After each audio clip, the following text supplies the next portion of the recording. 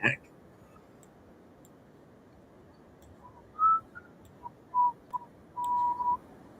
Hey guys, sorry I messed up today. But let's see if we can recover. I don't know. I don't know. I don't know. We will try.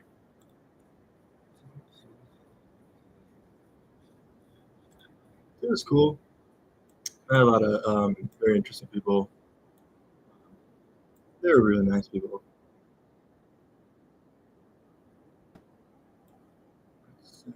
Let's say.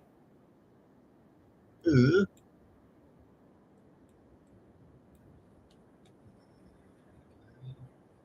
okay.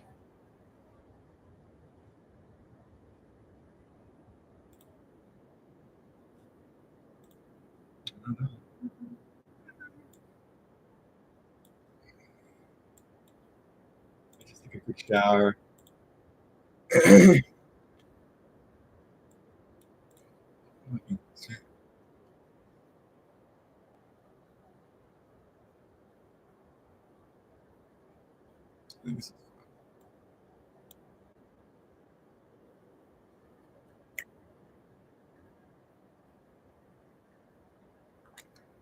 Let's wipe down the desk, do a little bit of clean up, and we'll start. And maybe we can go till.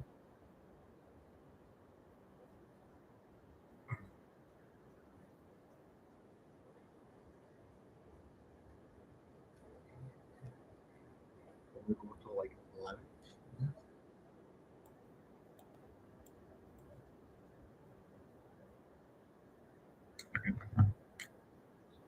Good, good, good, good.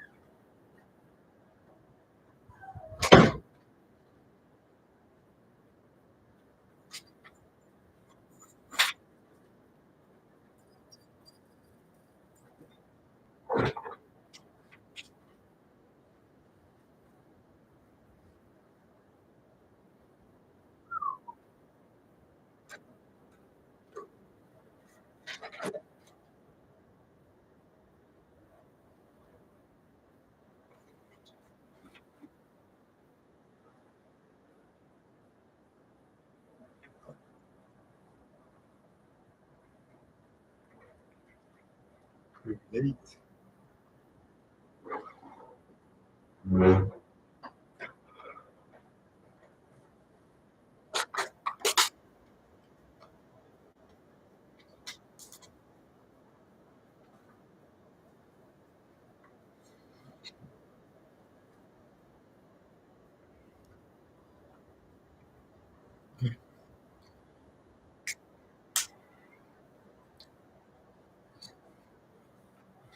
Um,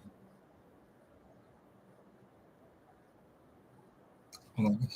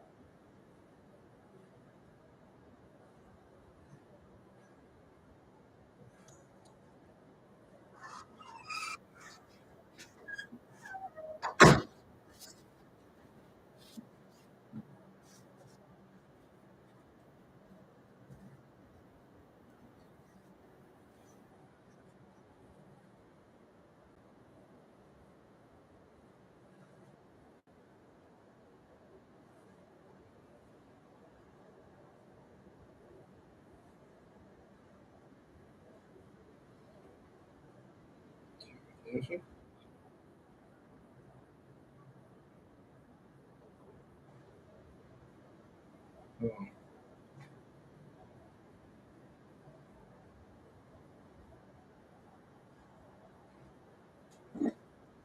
so sorry. Yeah.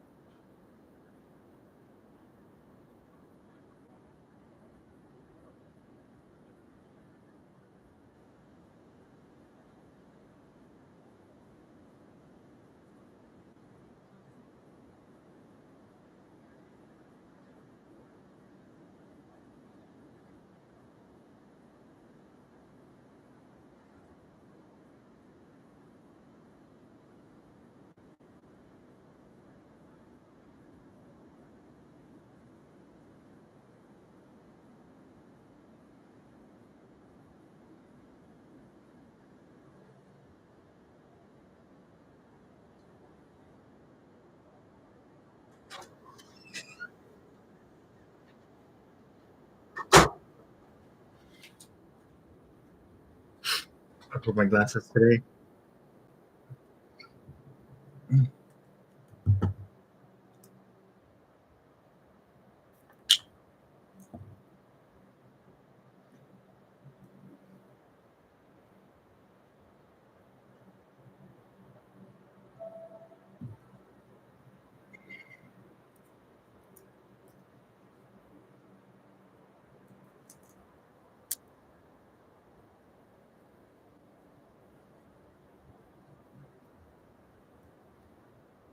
So hard.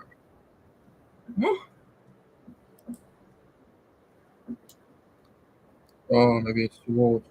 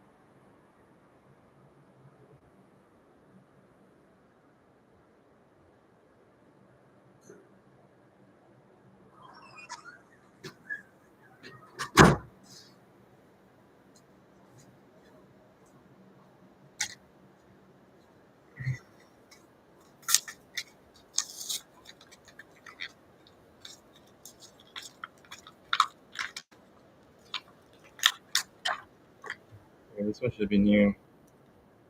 I just want to fix it real quick. Not that much time.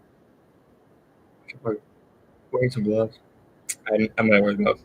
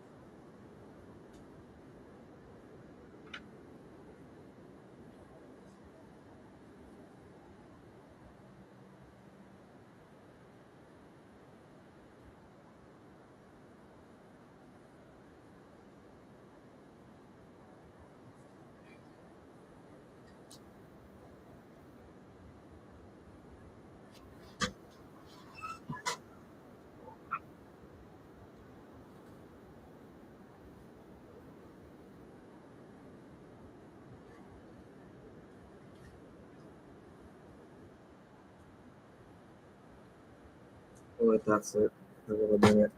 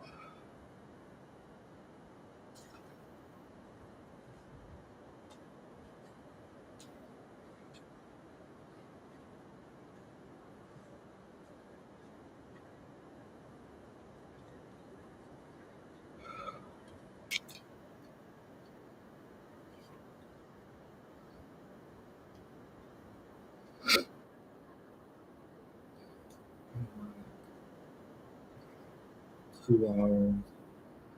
2 hours of reading and then 2 hours of I don't really want to do this one. Let's do like 99 minutes.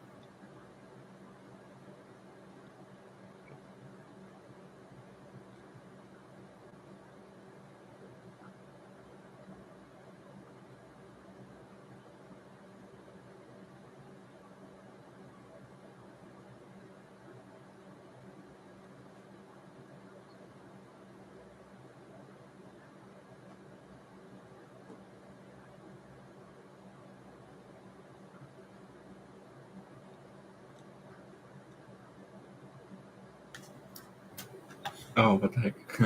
You guys can't even see. I'm bad.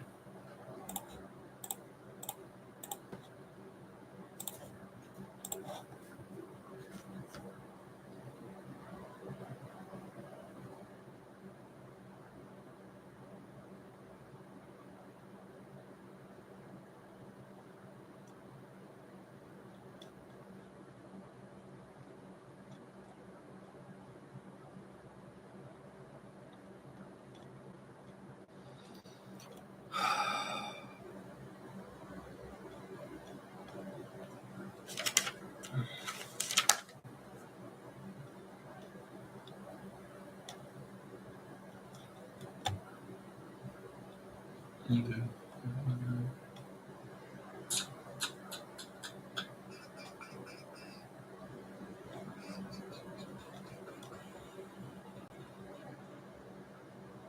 Mm,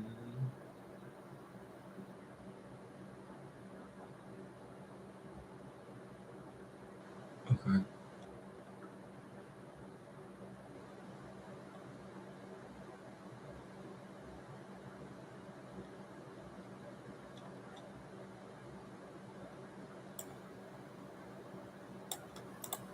Okay.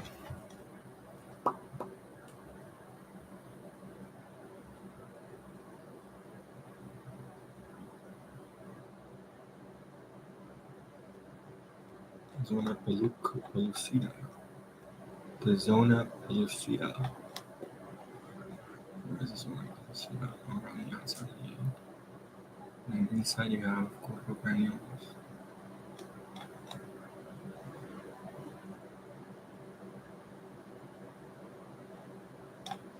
What is it made out of? Outer glycoprotein coats. Inside packets. Glycoprotein coats.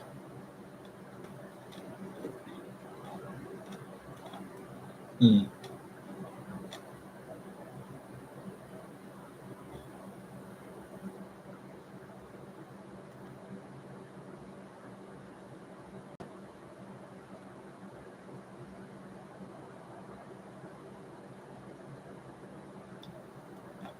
What's the exosome? Here, exosome proteins.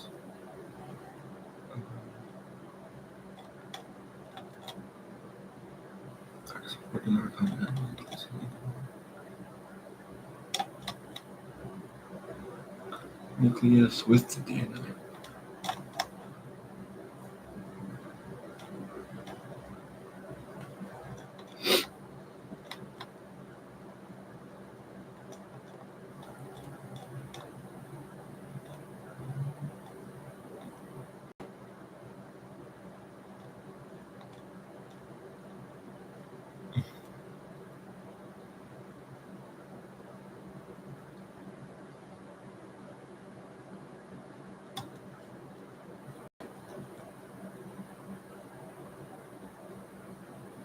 Ooh, what the heck?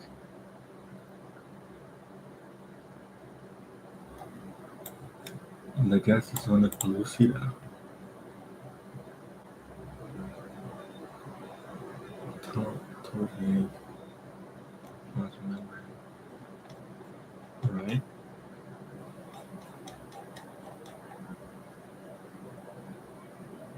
To digest it. Okay.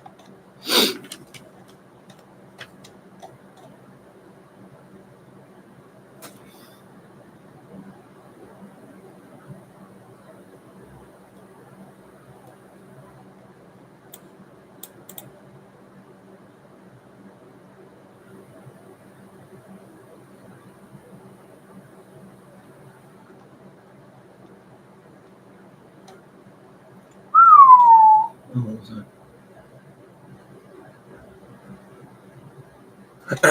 Does it release the egg into the abdominal cavity or the fallopian tube? Huh? Abdominal cavity? Into the abdominal cavity?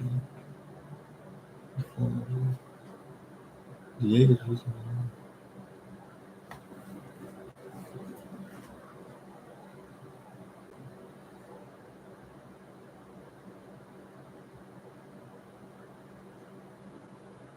Ooh.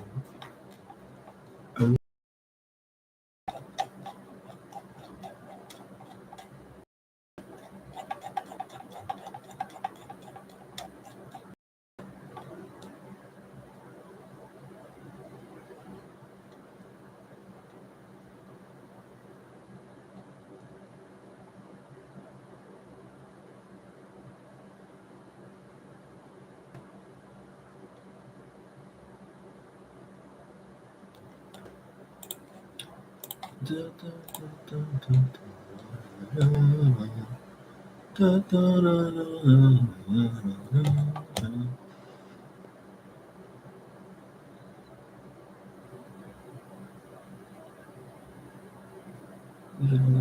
cortical reaction. Release of calcium ions,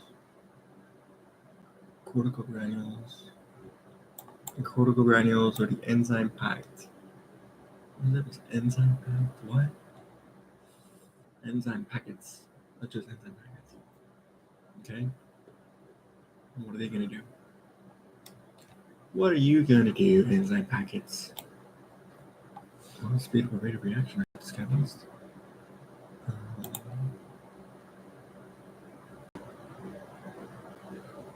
Oh, they also fuse. Fuse with the plasma membrane.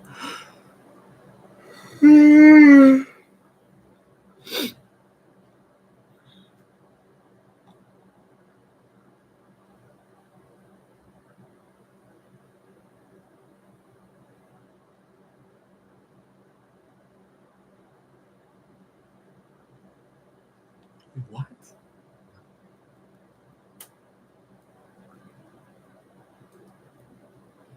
Okay, when a spermidate fuse triggers the release of calcium ions.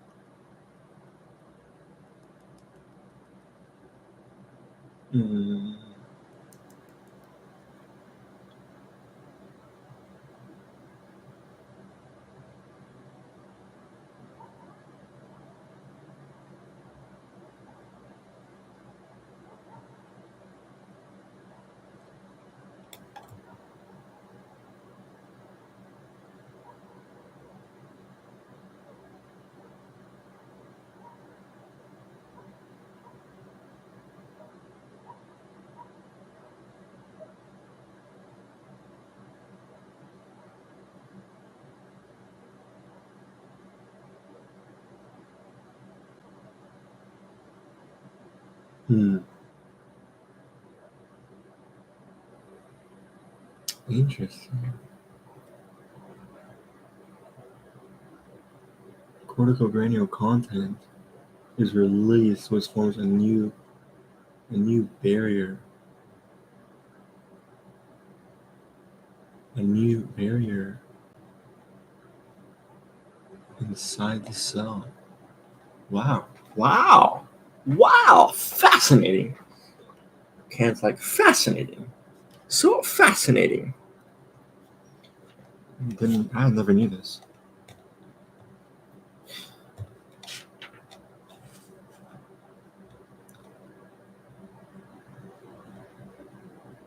Copper intrauterine.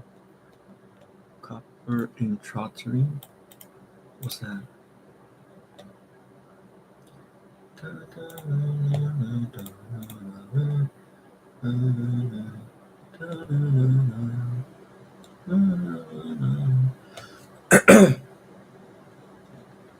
Excuse me.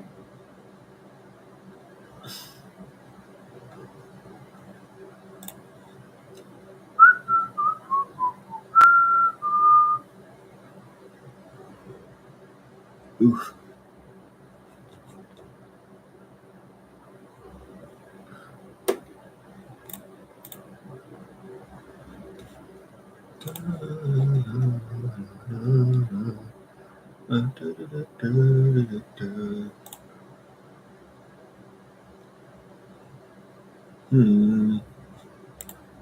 Dun, dun, dun, dun.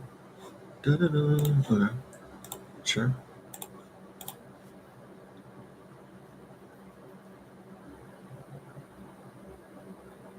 Ooh, natural spermicide.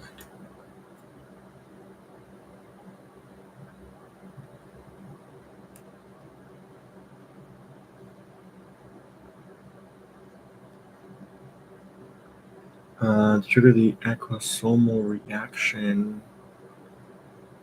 which will release the proteins inside to digest the, what was it called? Pellucida? Pellucida? What was it called? Zona pellucida. Zona pellucida. Okay.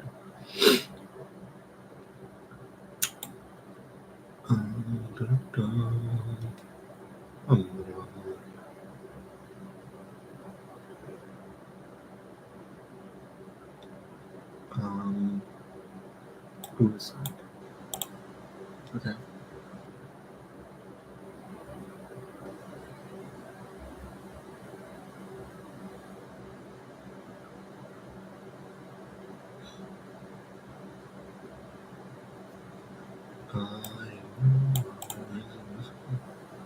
Sperm to complete their journey.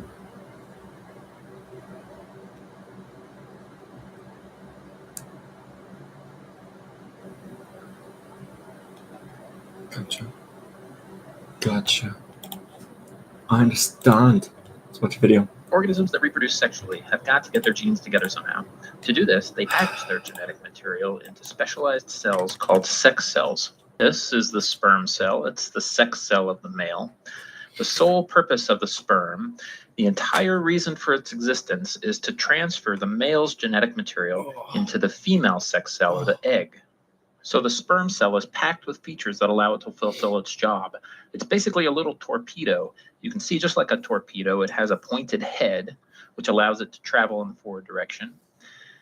At the back end, it has the tail, and the tail is just a flagellum, and as the flagellum spins, it acts like a little propeller. And then it has a middle section. Now, within that middle section, wrapped around the base of the flagellar tail, are all of these little organelles called mitochondria. You can see I'm drawing these mitochondria wrapped around the flagellar base here. And mitochondria are organelles that are responsible for giving energy to a cell. And the sperm cell has a whole bunch packed right into the base of the flagellum here, probably 75 to 100. And they're quite large mitochondria. In fact, these mitochondria are often fused together into great big organelles. Okay. And the reason is because in order to propel the sperm torpedo towards the egg, it needs a lot of energy. And that all comes from these mitochondria. Right. Now, the payload of the torpedo is here in the head, and that's the genetic material, or DNA, within the nucleus. I'll draw it kind of all coiled back here. And here's the nuclear envelope here. And just like any regular torpedo, the sperm torpedo has a warhead right in the front. And that warhead is a little collection of enzymes called the acrosome. And the acrosome is going to be important later on for fertilization. But that's pretty much it. There's a tail at the back to provide propulsion, some mitochondria in the middle section to give energy to the tail, a head which contains the nuclear material, and the acrosome. This is a pretty bare bone cell. It's designed to move fast and to get to the egg. There are no bells and whistles here. Now that's in contrast to the egg cell. Now the first thing you'll notice is that the egg cell is round, unlike the torpedo shape of the sperm cell. Now this is not a cell that's made for active mobility. And the second thing is that the egg cell is huge compared to the sperm cell. It's so big, in fact, that it's almost visible. In fact, sometimes it is visible to the human eye. Now, compared to the sperm. Actually, I think I read an article where we were able to see it. It was human egg cell first seen something image. I don't know if it was first seen, but let me see. I don't know if I can find it. It was like human egg cell recently seen. 2025? No, I swear I saw it. I swear I saw it, guys. I swear. A lot of stuff. Whatever. Alright, that's fine. That's what? Image. Whatever. Alright, well, whatever. It was pretty cool, though. They're like these clear, like just balls. Sperm cell, which I'll draw in here. The egg cell is about 10,000 times more massive. And similar to the sperm cell, the egg cell has its share of genetic material ready to combine during fertilization. You can see it here within the nucleus. And so you may have noticed this thick outer coating on the egg cell here. That's a very important structure called the zona pellucida. And the zona pellucida is a thick layer of glycoproteins that sit on the outside of the egg. And glycoproteins are basically a protein. I'll draw a protein here in green. With a whole bunch of branching sugar chains that are coming off of them. And so what this looks like is basically a little tree or a long branching thing that's growing out of the edge of the egg cell. And there's a whole bunch of them, and they form this very thick kind of protective layer that the sperm has to get through. And the edge of the egg cell is the actual plasma membrane. And once the sperm can deliver its genetic material beyond that, fertilization has occurred. Now, there's a whole bunch of other structures within the egg cytoplasm as well. Remember, this thing is huge, and I'm going to draw in a few here in green. Now, what I'm drawing in are actually more mitochondria. Remember, the egg cell had 75 to 100 big mitochondria right at the base of the flagellum to provide energy to drive locomotion. Well, the egg cell has mitochondria too. In fact, it's got a lot of other different organelles as well. But the egg cell is so large, it's got somewhere between 100 and 200,000 mitochondria present. So keep those mitochondria in mind. We'll talk about them a little bit later in the next section. So now that you've met the two major players. I think I found it. Let's see. Rear side of humans on camera. Yeah, it's right here, this one. I was like, why can't I find it? Oh my goodness. It's well, it's this one right here. Okay, I don't want any music. Look at that, it's right there. It's right there. Pretty cool, huh? It looks like a drop, like a dew or something, you know? It's like, you know, dew or something from like a tree, but it's like it's just little, it's like, I don't know. It's like a Dragon Ball. I don't know. Anyone's seen it? It kind of looks like a Dragon Ball. Anyways, I thought that was pretty cool. I saw it last time. Sure. We'll just leave it there, I guess. Here's here a sperm and the egg, or the male and the female sex cells, respectively. We can talk about what happens when they meet. And that process is called fertilization. So we'll go ahead and label our egg down here. And we'll put a quick label on this as well. This is the zona pellucida that we talked about earlier. So we'll draw the sperm here coming in to meet the egg. We'll draw its tail. We'll draw its middle section here. And we'll draw its torpedo-like head here. I'll get rid of all this zona pellucida glycoprotein in the middle here. Now here are the mitochondria in the middle section here. And we have the genetic material payload of our sperm torpedo here in the back, and our acrosome here in the front. Now, the first thing that happens during fertilization is that the sperm comes in contact with the zona pellucida, and the zona pellucida actually binds to the outside of the sperm, and that's called sperm binding, and it's step number 1. Now, what happens when the sperm gets bound to the zona pellucida is that sets up a reaction called the acrosomal reaction. So step number 2 is called the acrosome reaction. And that little warhead tip of the sperm torpedo gets released. And so we have all of the acrosomal enzymes that were sitting in the head that just kind of leak out into that zona pellucida. And as those enzymes leak out, they actually start to digest away the zona pellucida.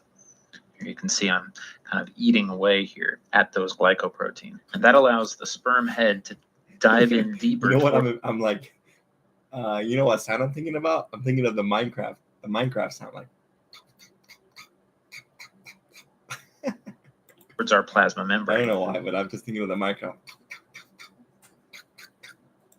Now, as the sperm gets closer to the plasma membrane of the egg, and it comes in contact right here, it starts up a process of binding. The two touch and they come together. And as they start together, it causes another reaction. And that third reaction is called cortical reaction. Isn't this where the plasma membranes fuse, right? Is that, I can't go back. I guess I can if I take the tape. Well, I guess so. Well, I don't know if you'll tell me. Is that when they fuse? The plasma membranes?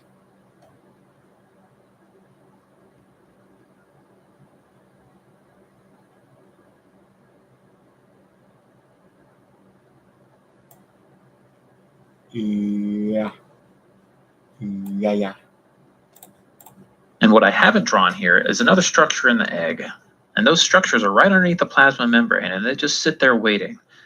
And they wait, and their entire job is to wait for a sperm to bind. And as soon as a single sperm binds, they get ejected out into that zona pellucida as well. Just like the acrosomal enzymes, these enzymes that are contained within the cortical granules also start eating away at the Jeff describes the enzymes in the cortical granules as helping to break down the zona pellucida. In fact, the enzymes modify the zona pellucida so that it can function to block. He uses modify the zona pellucida. Oh, okay. zona pellucida. These enzymes eat away and they dissolve, chew up these glycoproteins, but specifically they chew up the glycoprotein that allows sperm to bind. So at this point, we have a single sperm that's bound, set off and as they start together, it causes another reaction, and that third reaction is called cortical reaction. Okay. And what I haven't drawn here is another structure in the egg. And those structures are right underneath the plasma membrane, and they just sit there waiting. And they wait, and their entire job is to wait for a sperm to bind.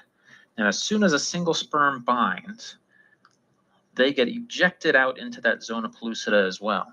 Just like the acrosomal enzymes, these enzymes that are contained within the cortical granules also start eating away at the zona pellucida. These enzymes eat away and they dissolve, chew up these glycoproteins, but specifically they chew up the glycoprotein that allows sperm to bind. So they just modify the zona pellucida. Okay. At the zona pellucida. These enzymes eat away and they dissolve, chew up these glycoproteins, but specifically they chew up the glycoprotein that allows sperm to bind. So at this point, we have a single sperm that's bound, set off the cortical reaction, and these cortical granules are released that chew up all the other places that more sperm can bind. So as our other sperm torpedoes are coming in, they're just bouncing off. They hit the glycoproteins, but the one that they need to bind to isn't there because it's all been chewed up and degraded by these cortical granules. So that's actually called a block to polyspermy. And that's a very important concept. Polyspermy is a term that just means multiple sperm. Okay. And what we don't want is for more than one sperm to inject its nuclear material, its DNA, into this egg. Right. What you'd end up with is an egg with a single contribution from mom and then 1 or 2 or 3 or 100 contributions of genetic material from dad. And that would never work. You'd end up with all sorts of problems as the egg started to divide. Occasionally that does happen, and it can result in a zygote that fails. But for the most part, as these cortical granules dissolve away all the sperm binding glycoproteins of the zona pellucida, other sperm just can't get in and they bounce off as they arrive. So now we have a sperm that's made its way all the way to the plasma membrane of our egg cell. It's started to bind to the plasma membrane. The acrosome is gone. Erase that here. It's done its job. The cortical granules have been released, and they're preventing other sperm from getting in. And we start to actually fuse our plasma membranes of our sperm cell and our egg cell. And that allows for this entire structure to come in. All of the genetic material here within the all of the genetic material within the nucleus of the sperm cell can start to come out and get released here into the egg. And once we have fusion of genetic material, that is fertilization. Wow. So just to recap, we'll go back to look at our close-up of our sperm. We can see that it's a very mobile structure, evolved basically to get genetic material from the male to the female egg cell. It's got a tail that propulses it. It's got mitochondria that feed it energy. It's got a head with a payload of nuclear material and an acrosome warhead on the tip. The egg cell is a giant cell by comparison.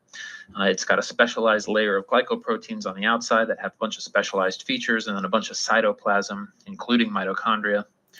And then the process of egg meeting sperm itself is called fertilization. Sperm binds to the zona pellucida glycoproteins. You have an acrosomal reaction, and then a cortical reaction prevents more than one sperm getting in, and then the genetic material of the sperm is transferred. Now you'll notice here that I drew the genetic material from the nucleus coming in. Now some of you may be wondering, well, don't mitochondria have genetic material as well? Well, that's true. Mitochondria do have mitochondrial DNA. And potentially, some of these mitochondria can get sucked in during that genetic transfer process as well. But remember, our egg cell had 100 to 200,000 mitochondrial copies, and our sperm cell only had 75 to 100. Now, there's a little bit of debate, but in the end, the male contributes essentially no mitochondria to the zygote that's formed after the egg and sperm fuse. Now, it could be that some of those mitochondria actually do make their way in and then are degraded. We're not really sure. But given just the numbers, statistically, with 1 to 200,000 versus only 75 to 100, nearly all of the genetic material from the mitochondria is going to be from the mother anyway. Oh, it's just negligible. It's just negligible, my guy. All right, we got this, and then we got 4 videos. Yeah. Let's keep going.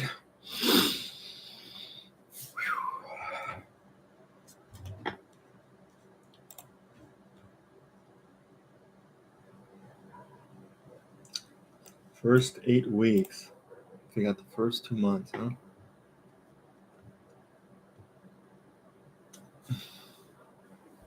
Single cell to multiple pipeline.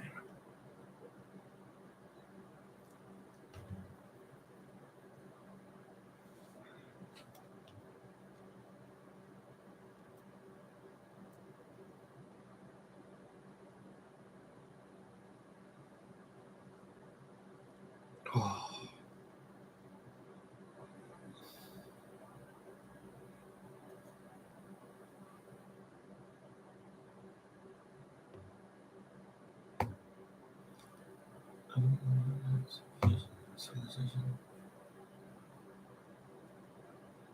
Cleavage.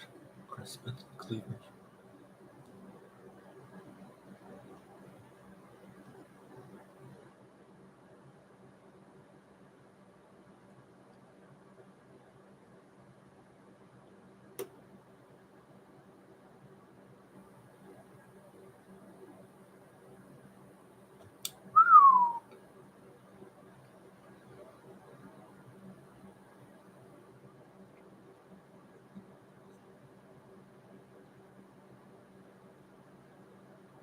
No ruler.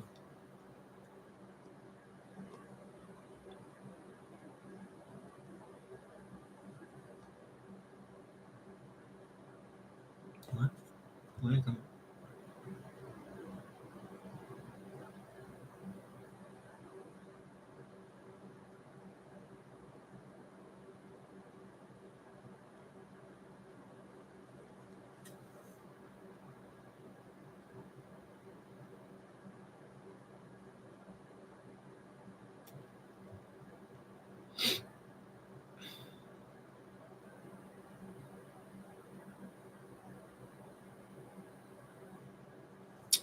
What?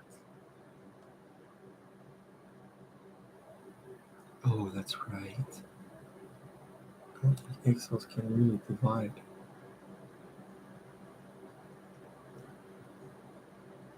So it's just forming the cells from within.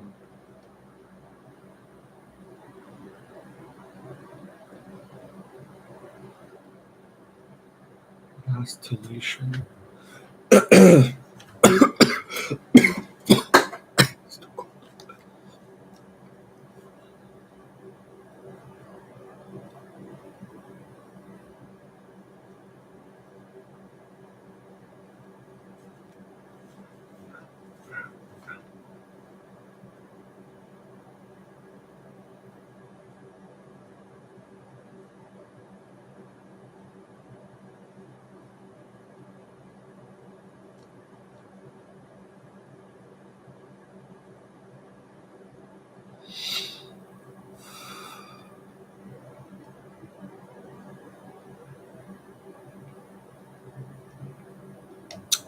I want to try to see if hold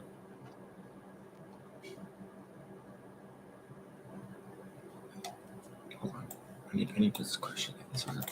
I got Professor, I got questions. I got questions, Professor.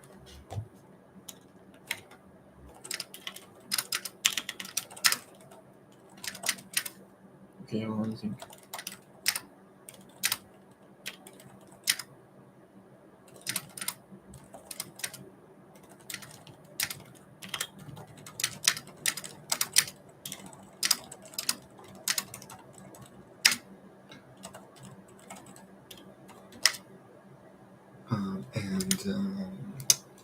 And inside has the cortical granules.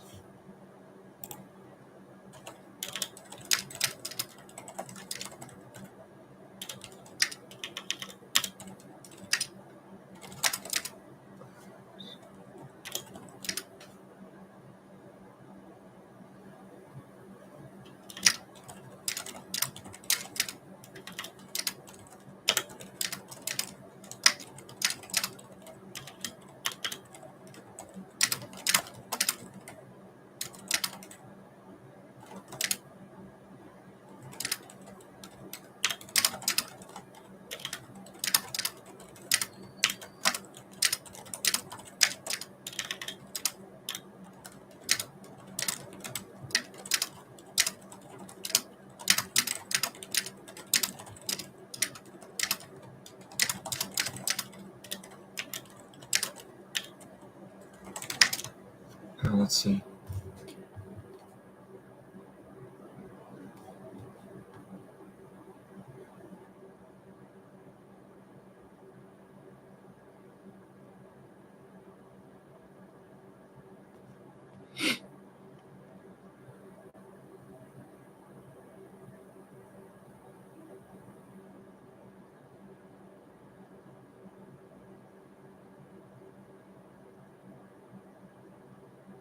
Oh, they modify the zona pellucida. So, pellucida. How do you say it? Pellucida. Pellucida. Okay. Yeah, they modify the zona pellucida.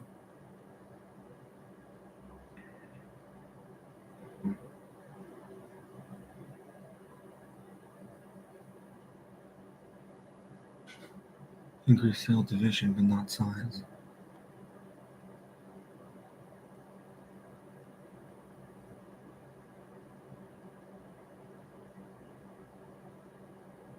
Huh.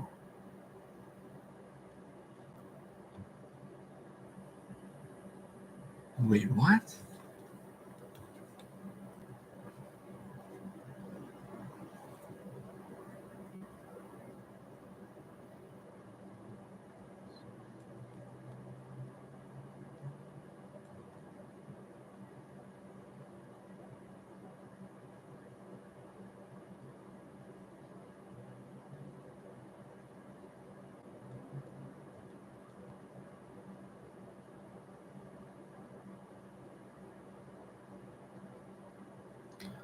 Um,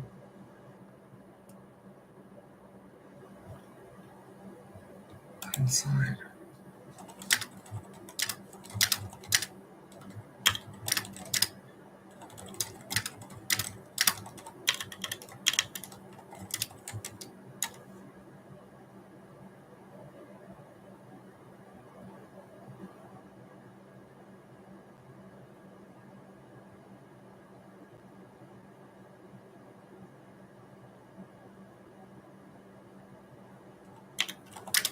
go inside.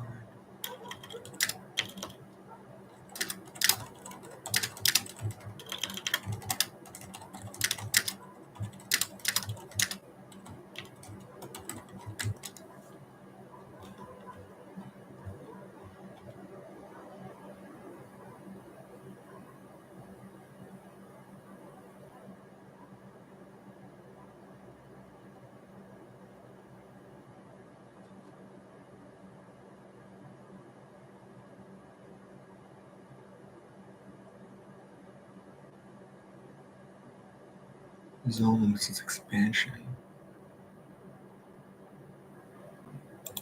Whoa.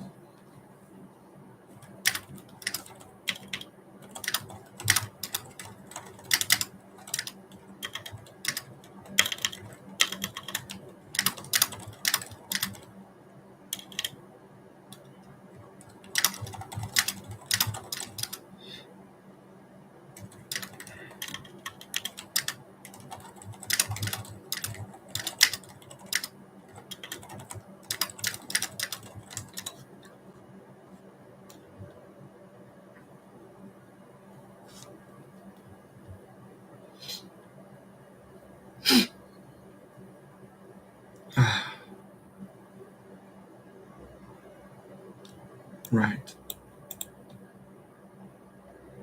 Yes, it is still technically so.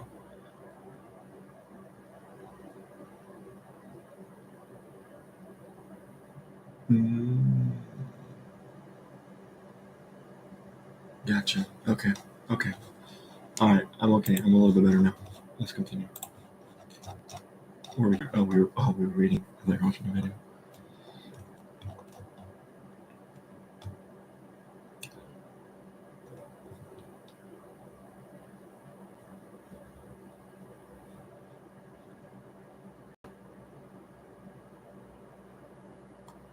Right. Okay. Makes sense.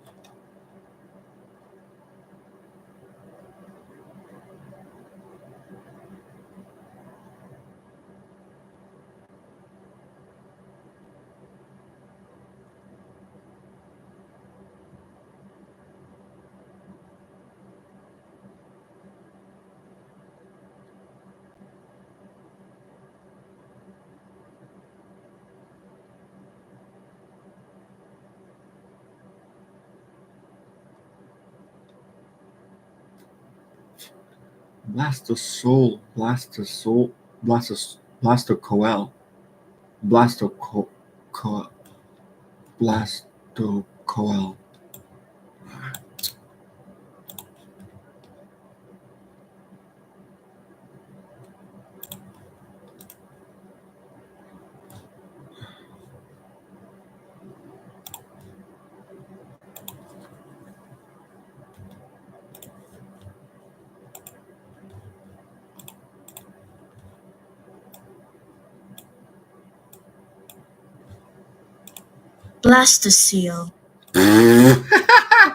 I was way wrong. Blastocoel. Okay, Blastocoel. Blastocoel. Blastocoel. Okay. Oh, I didn't learn it. Blastocoel.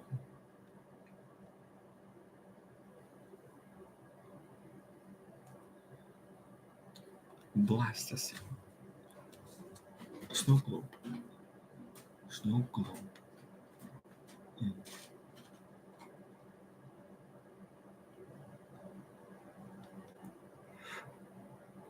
Mm. Chewbacca.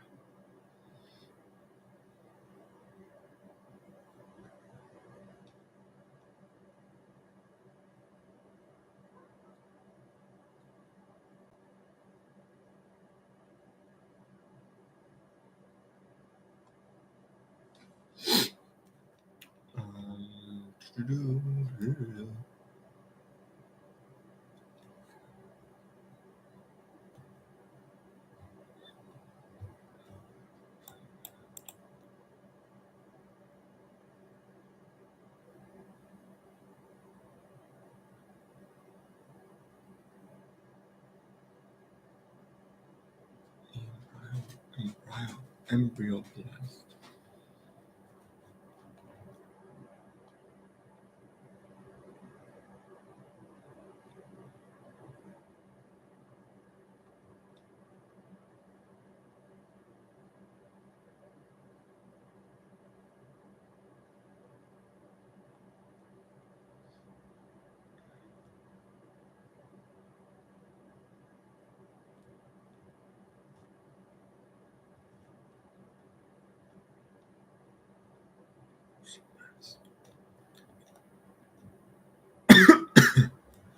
Damn, we probably got a lot, huh?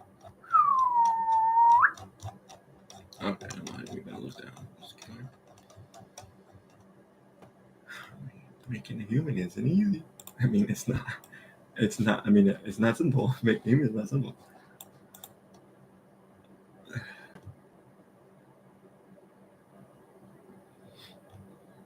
So articular importance. Okay. Differentiate any cells of the body tissue. Any cell body tissue type. Cell of any body tissue type. Okay.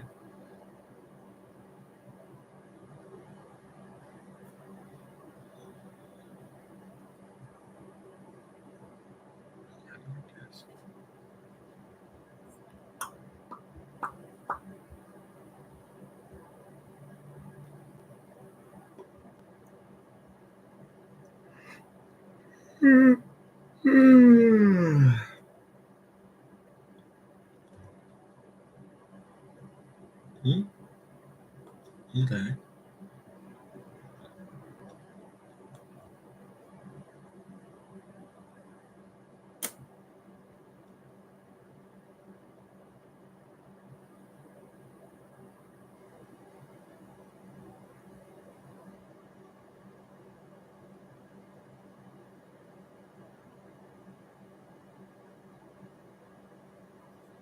Primitive yolk sacs on the side of the hypoblast. Oh, jeez, dude.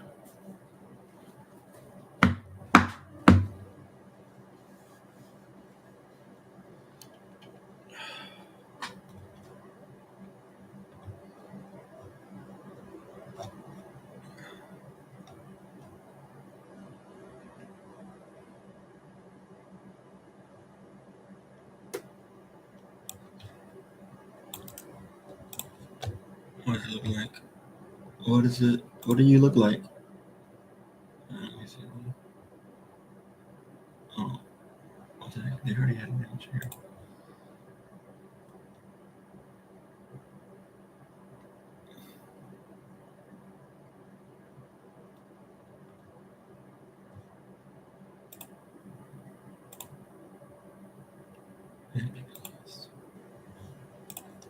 Okay, wait. Okay, so into glass.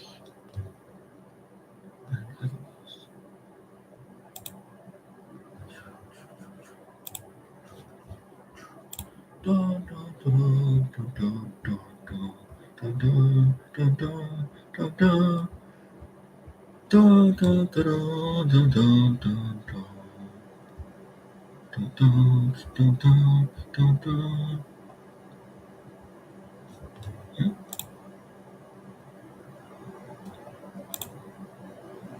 That'd be last.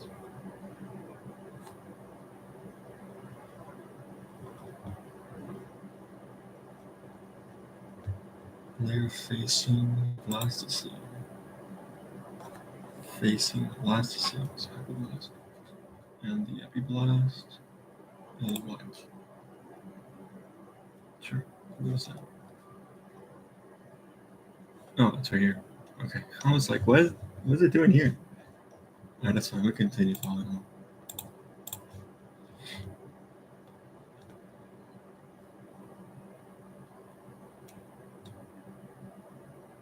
Oh, okay.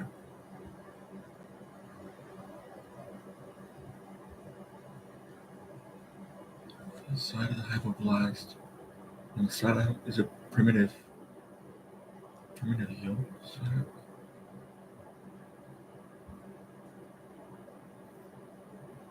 Expand to fill space. Amniotic cavity. Oh, okay.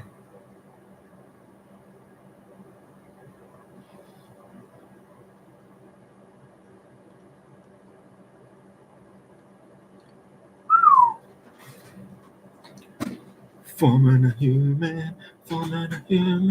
Don't stop me now. Da-da, don't stop me now. A good time. I don't know. Okay.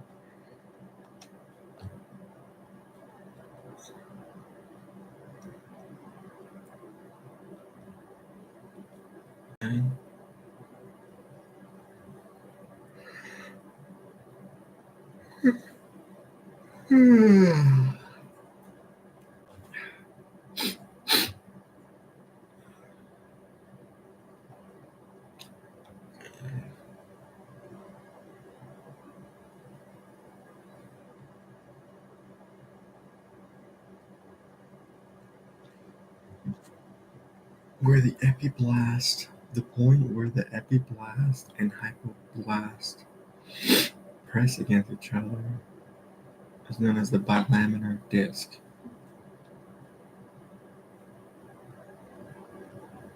Please.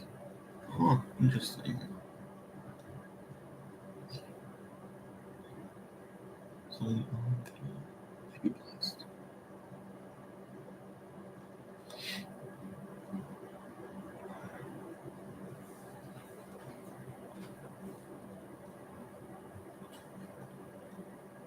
So in the epiblast.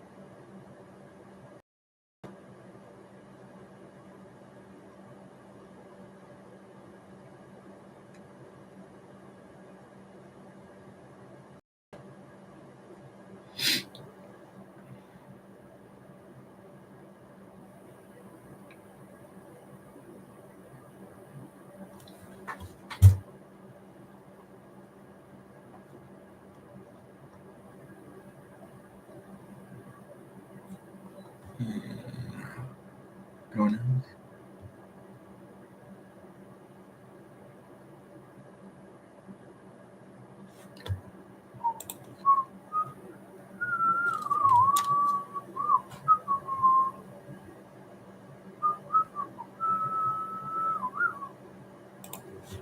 What is going on again?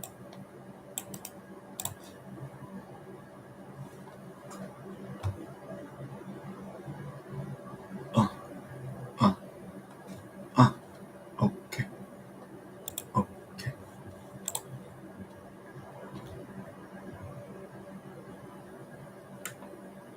Okay.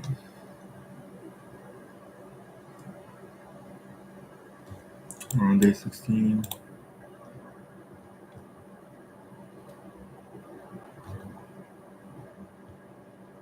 Just the top layer.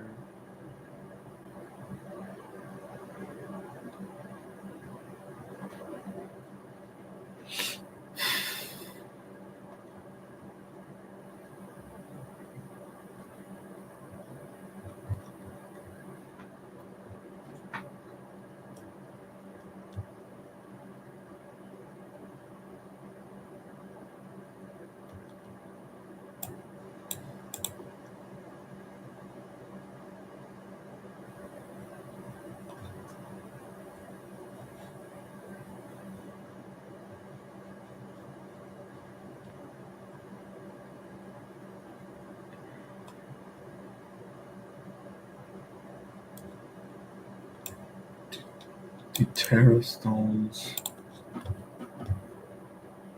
Ah, by the anus forming before the mouth.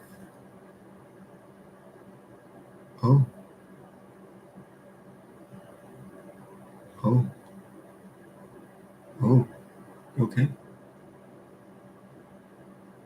I didn't know that. That's what happened. I didn't know we were doing terrastone. Okay. Is that right? Is that what it said? Is that right?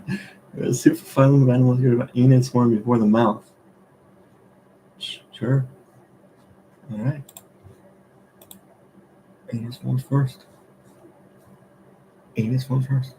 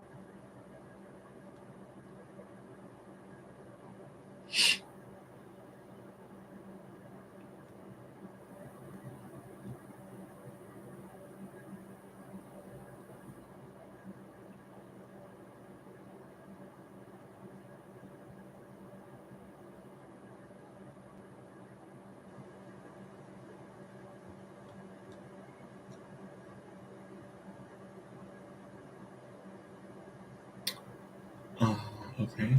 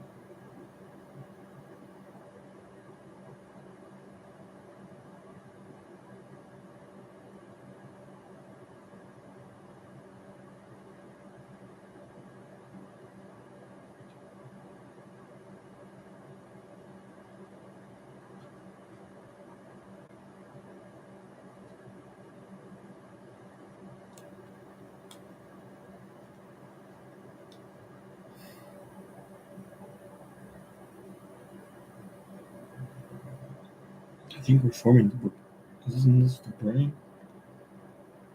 Holy banana, Batman! Holy banana, Batman! We're part of the brain. And the spinal cord.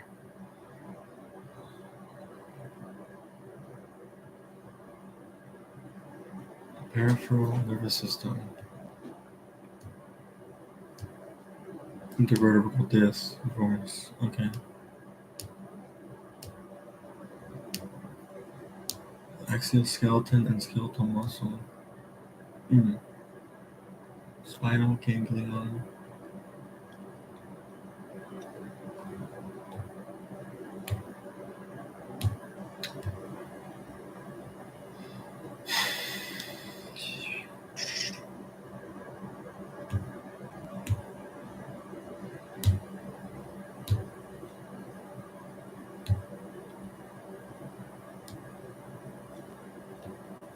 No. Okay.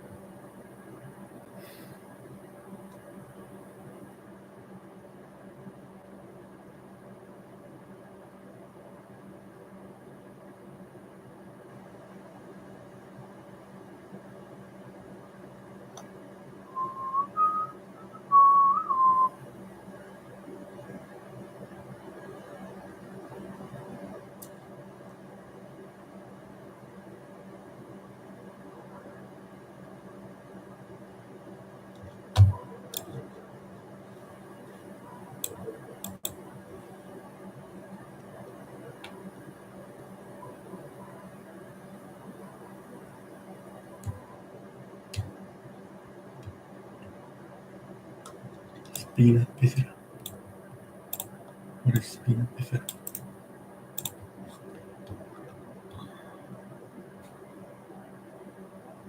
Ooh.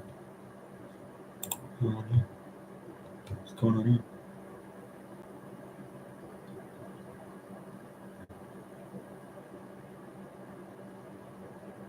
Oh, it didn't close.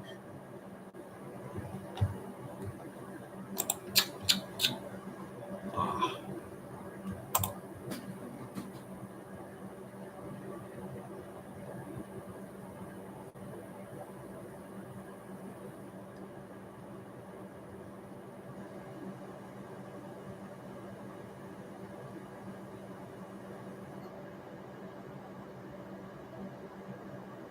Oh. What the heck?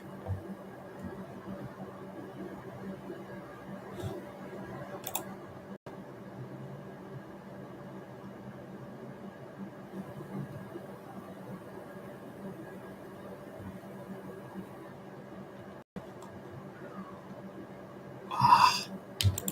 Dang. Ouch. Okay.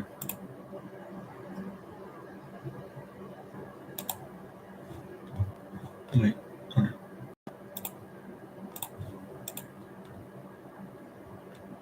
Folic acid. Folic acid. Vitamin B9.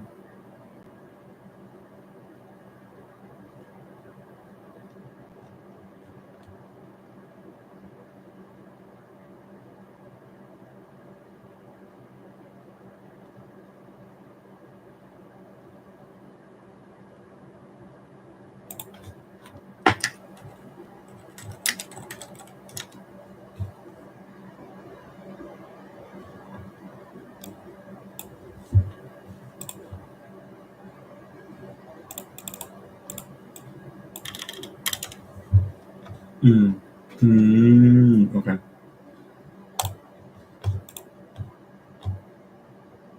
Mother's uncontrolled diabetes.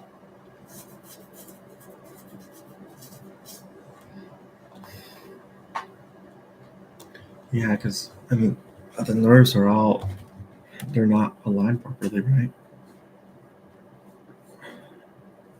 Spinal nerve cells? Spinal cells? Spinal cells? Spinal nerve cells? Ooh. Bladder and bowel. Struggle academically? Right.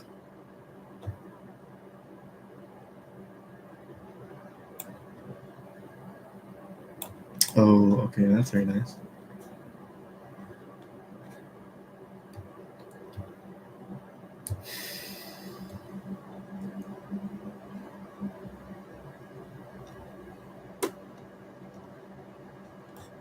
Let's see some videos. Let's watch the videos now.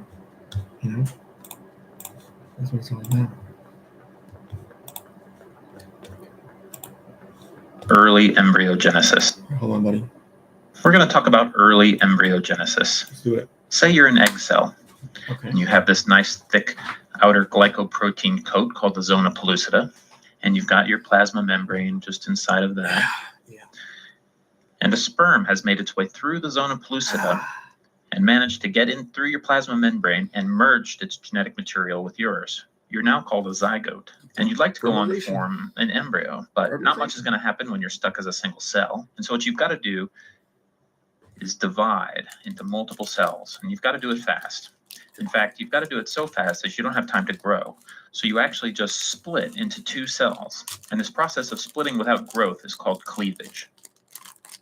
And you do this a number of times, dividing from 2 cells to 4, and from 4 cells to 8, 16. all the while staying within the zona pellucida. So you've gone from 16 cells to 32 cells, and at this point, you look different enough that somebody decides to give you a new name. So instead of being called a zygote, you're called a morula. And morula is just a Greek word that means mulberry, and you actually do look a little bit like a mulberry. So here's a picture of a mulberry from my front yard to prove it. This one's not quite ripe. So you're finished with the cleavage stage of early embryogenesis. You've gone from 1 cell and just divided without growing at all into 2, 4, 8, 16, and then 32 cells.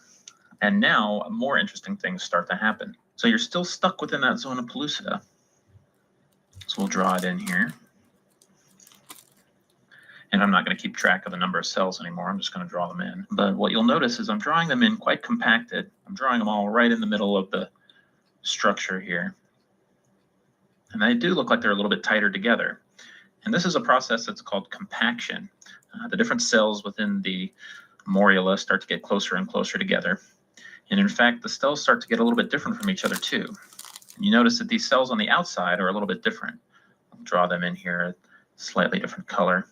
And we can tell them apart. And this process of being able to tell cells apart as they become different things is called differentiation. So here we have two separate populations of cells.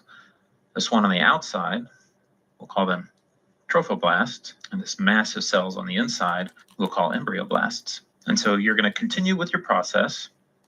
We'll move on to the next stage, and we'll draw our zona pellucida here, and we'll draw all of our trophoblasts along the outside here. Another interesting thing is happening to those cells in the middle. They're starting to clump even more. In fact, they clump so much that they all cluster at one end, leaving a little cavity on the other end. So here you can see your trophoblasts and your embryoblasts, this mass of cells in the Inner cell mass. middle. Some people actually call that the inner cell mass. Okay. And it's left you with this cavity, and that cavity is called a blastocele. Now, again, you are starting to look a little bit more different than you have in the past, so we're going to give you a new name. This structure that you've turned into with a blastocele and an outer cell ring of trophoblasts is called a blastocyst. In fact, we name this whole process after you, and after cleavage, the process is called blastulation. So also about this stage in blastulation, your zona pellucida starts to disintegrate away. Here I'm going to draw little bites being taken out of it here as it falls away and disintegrates. And that's going to be important later on because you can't be stuck in this thing forever. And the next step in blastulation, you actually just lose it completely. So now we'll draw our trophoblasts completely naked without a zona pellucida. But more interesting things are happening to you. Your inner cell mass of embryoblasts is starting to look a little bit different. So you still have this rim on the outside here up at the end of your blastocyst, and you still have this mass here in the middle. But you've developed another cavity, and this cavity is called the amniotic cavity. And also your inner cell mass of embryoblasts has started to differentiate more. And now it's got this layer on the bottom of it here, and the cells in this layer are called hypoblasts, while the cells in the layer just above it are called epiblasts. Now at this stage, we're pretty much completely free of our zona pellucida, and that's going to be really important for implantation. But that's a discussion for another time. We're going to focus on this ball of cells here, epiblasts. Completely free of our zona pellucida, and that's going to be really important for implantation. But that's a discussion for another time. We're going to focus on this ball of cells here. And I really want to stress that this is a ball of cells. It's not flat like we've got it drawn here on the computer screen. It's three-dimensional. It's spherical in nature, a spherical melon.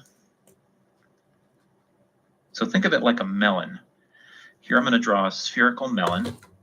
So now I want you to picture taking a big knife or a machete or something and just slicing the top off the melon like this. Here we'll erase the top part of our melon here, and we're left with a flat surface. So now that you've got a melon with a flat surface, picture yourself taking a pancake and just putting it right on top of this flat surface like that. And that's basically what we've got here with our blastocyst and this forming layer of epiblasts and hypoblasts. It's really a pancake. It's not two-dimensional here. It's a three-dimensional disc of tissue. So we're going to draw this again, but this time without the outer sphere of trophoblasts. But we're going to draw our pancake of epiblasts and hypoblasts. And what you can see here is our pancake has got two layers. So in fact, this is a very important structure in embryology called the bilaminar disc. And we're going to get another look at the bilaminar disc here. So I'll show you. We're actually going to draw a little plane through the disc here. And if we take a cut view through this plane that I've drawn, it looks a little bit like this. Good. This guy's pretty good. So this is still our bilaminar disc, but now we're looking at a slice through the bilaminar disc, as opposed to here, we're looking at the entire bilaminar disc from the outside. So now we're looking at our pancake of our bilaminar disc here, and we notice we start to see something forming on the edge of it here. And that's something looks like a little bit of streakiness that kind of splits our pancake right in two. You can think of it as pouring a little streak of syrup along the top of the pancake and dividing it into two halves. So here I'm going to draw it on the surface of the pancake, and then over here on our cut view, you can see that this little streak happens right about here in the middle as it reaches the plane of our image. Mm-hmm. And this streak of syrup on our pancake has got a name. It's actually called the primitive streak. And the formation of the primitive streak marks the beginning of the next stage of early embryogenesis, and that's called gastrulation. Now, what that primitive streak actually is just the site where the cells in this epiblast layer of our bilaminar disc start to migrate. Here I'll draw the paths of the migrating cells. They heap themselves up right at the primitive streak, and then they start burrowing their way down into this bilaminar disc. They go out into the hypoblast layer, and they just kind of go all over the place here. But it all happens from that primitive streak. So as the cells migrate out from the primitive streak, we can see that our structure has changed a little bit. Now, instead of having two layers, one layer of epiblasts and one layer of hypoblasts, all of those migrating cells have now differentiated even further, and we're left with a layer of cells on the top, a middle layer of cells as they go out into the body of the bilaminar disc, and we still have a lower layer of cells down here. And so now you can see, instead of the bilaminar disc that we actually have a trilaminar disc. So we have three layers, 1, 2, and 3, and these are actually called our germ layers. So we have a single layer on top, and instead of epiblasts, this layer is now known as ectoderm, and our middle layer is mesoderm, and our lower layer is endoderm. And cells from these three layers go off to do very important things, and each layer forms its own specific structures. So that process of the formation of the three layers is called gastrulation. Once our three layers are formed, we can move on to the next step in embryogenesis, and the next step is called neurulation. Okay. So we'll draw our three germ layers in. We have a layer of ectoderm on the top. In the middle, we have a layer of mesoderm. And then on the bottom, we have our endoderm. So this final stage in early embryogenesis is called neurulation. And as you might expect with neuro in the name, we're going to see some neural elements formed here. And now we have our trilaminar disc with our three germ layers. And in the middle of the mesoderm, the central layer here, we start to have further differentiation of cells. And right in the middle, we get this cord that starts forming. And I'm going to draw it as a little purple dot here, but what that really is underneath where the primitive streak was, mesoderm cells are differentiating into a cord structure, and that's called a notochord. Now in humans, the notochord doesn't go on to do a whole lot. It does form part of the intervertebral discs, and very rarely it will cause a tumor called a chordoma. But in general, its main goal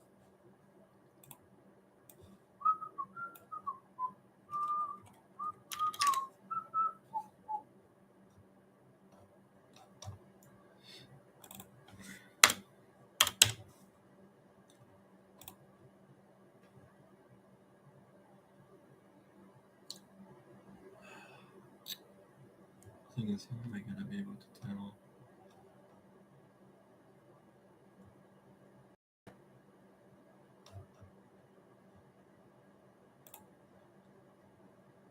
I guess that shouldn't be there. I'm guessing that shouldn't be there, right? Okay. Sure. And its main purpose is here in neurulation. Now, this differentiated bit of mesoderm actually induces a change in the ectoderm above it. So here we get a change within the ectoderm. I'll draw that in as kind of a thickening of the ectoderm right here. And that part of the intervertebral really is underneath where the primitive streak was, mesoderm cells are differentiating into a cord structure, and that's called a notochord. Now in humans, the notochord doesn't go on to do a whole lot. It does form part of the intervertebral discs, and very rarely it will cause a tumor called a chordoma. But in general, its main goal and its main purpose is here in neurulation. Now, this differentiated bit of mesoderm actually induces a change in the ectoderm above it. So here we get a change within the ectoderm. I'll draw that in as kind of a thickening of the ectoderm right here. And that thickening in the ectoderm has a name. Since it's kind of plate-like when we look at it in section here, this is called the neural plate. Now we have our notochord formed and we have our neural plate formed. The next thing that happens, so we'll redraw our 3 layers here, our ectoderm, our mesoderm, and our endoderm. And here at the bottom, we have our notochord forming within our mesoderm. And right above it, those neural plate cells actually start to dive into the mesoderm. And as those neural plate cells dive in, they start to form a ring structure. And actually, since this is a 3-dimensional thing, this ring is more like a tube. So you can picture this tube going off into the rest of this pancake that we've drawn here. And as this neural plate zips up and dives down into the mesoderm, it becomes known as the neural tube. Now, this isn't a perfect process. And as the neural tube is zipping up from one end of our pancake to the other, little cells are breaking off from the ectoderm and going out into the mesoderm. Now, these cells actually have a very important role as well, and will go off and to differentiate into their own special tissues. And these are called neural crest cells. So once we have the formation of our neural tube and our neural crest cells are diving off into the tissues and differentiating, and we have a pretty good idea of what the ectoderm, mesoderm, and endoderm are, our early embryogenesis is complete. So just to recap, we started off as a zygote, a single cell that was fertilized by a sperm. Cleavage happened. We didn't grow, but we split into a whole bunch of cells and developed into a morula. The morula cells started to differentiate, and we developed trophoblasts on the outside and embryoblasts in the middle. Okay. We formed a little cavity and became known as a blastocyst. After the blastocyst cavity formed, or the blastocele, a second cavity called the amniotic cavity formed, and a pancake of cells across the sphere became apparent. Those cells continued to differentiate, and we formed a primitive streak. The epiblast cells dove into the primitive streak and started to differentiate into our 3 layers that became our ectoderm, mesoderm, and endoderm. And in the final stage of neurulation, we had development of a notochord, which induced a neural plate to form, and the neural plate dove into the mesoderm and formed the neural tube. Neural crest cells associated with the neural plate also went off into the tissues to further differentiate.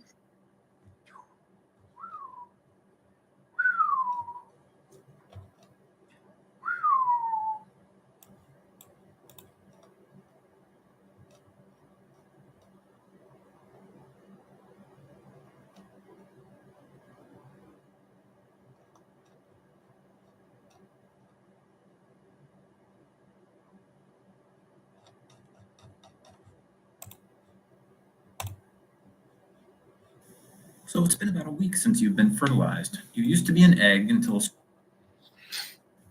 So it's been about a week since you've been fertilized. You used to be an egg until a sperm found you.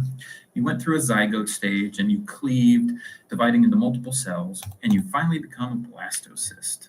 And you've been bouncing around in the fallopian tube for a little while, but you finally made it into the endometrial cavity within the uterus. And you start bumping against this nice endometrial lining.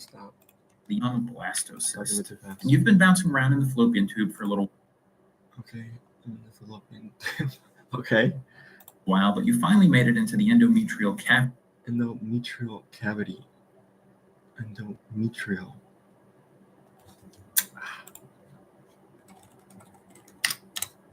Endometrial.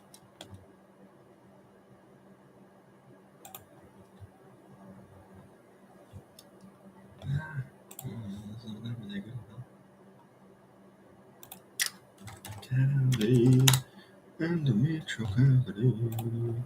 Where are we? We're right there at the center of the uterus. Sort of, I'm guessing, somewhere there. Somewhere in the center of the uterus.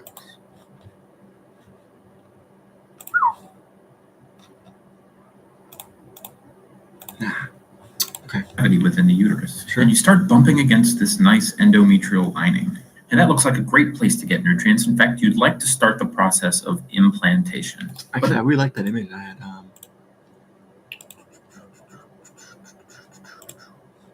no, not that one. Oh, I think it's just in cavity. Let's just research it, I guess.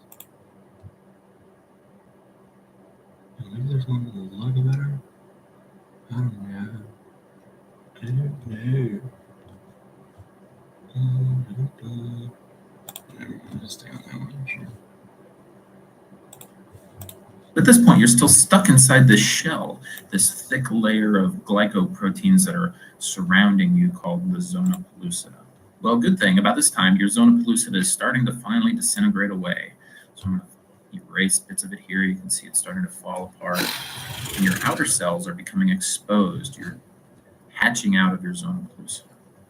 But the endometrium isn't sitting still either. In fact, it's anticipating your arrival. And the endometrial lining is endometrium isn't sitting hatching out of your zona pellucida. But the endometrium isn't sitting still either. In fact, it's anticipating your arrival. And the endometrial lining is How does it know that? Proliferating. Wait, hold on, stop. It's anticipating your arrival. And the endometrial lining is proliferating. Okay.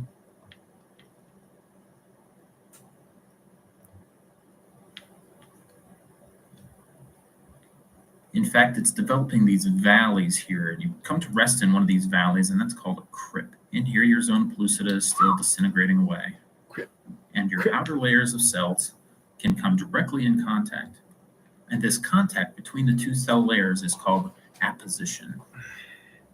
Now, at this point, you're not really firmly embedded at the endometrium. You're just kind of resting on top of it. You could be easily dislodged. What you'd like to do is get really stuck in there so that you can start the process of nutrient transfer. And this outer cell layer that we've mentioned before, these are called trophoblasts, they start to multiply. In fact, they don't only multiply, but they start invading in. You can see them here invading into the endometrial tissue. Now, this gets you good and stuck, and this is called adhesion. But the uterine endometrial cells aren't sitting still either. They continue to divide. They get larger and larger, and pretty soon you're entirely embedded with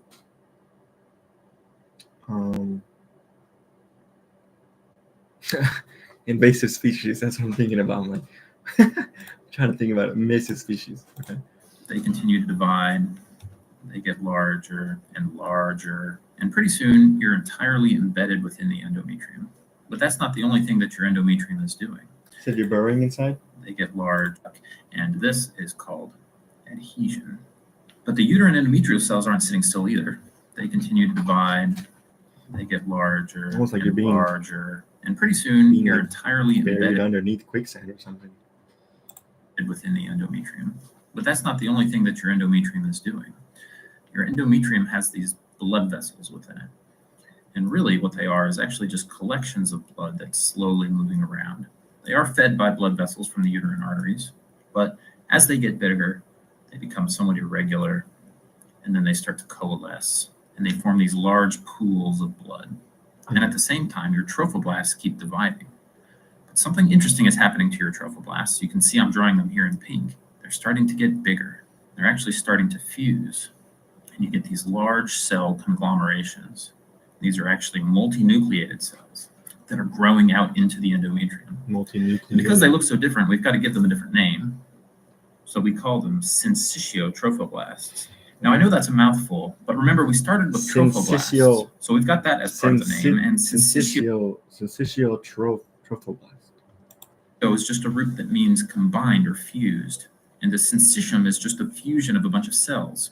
And so here you can have a syncytium of trophoblasts, and so we call it a syncytiotrophoblast. But that leaves us with the problem of what we call our original cells, and we've got to give them a new name too.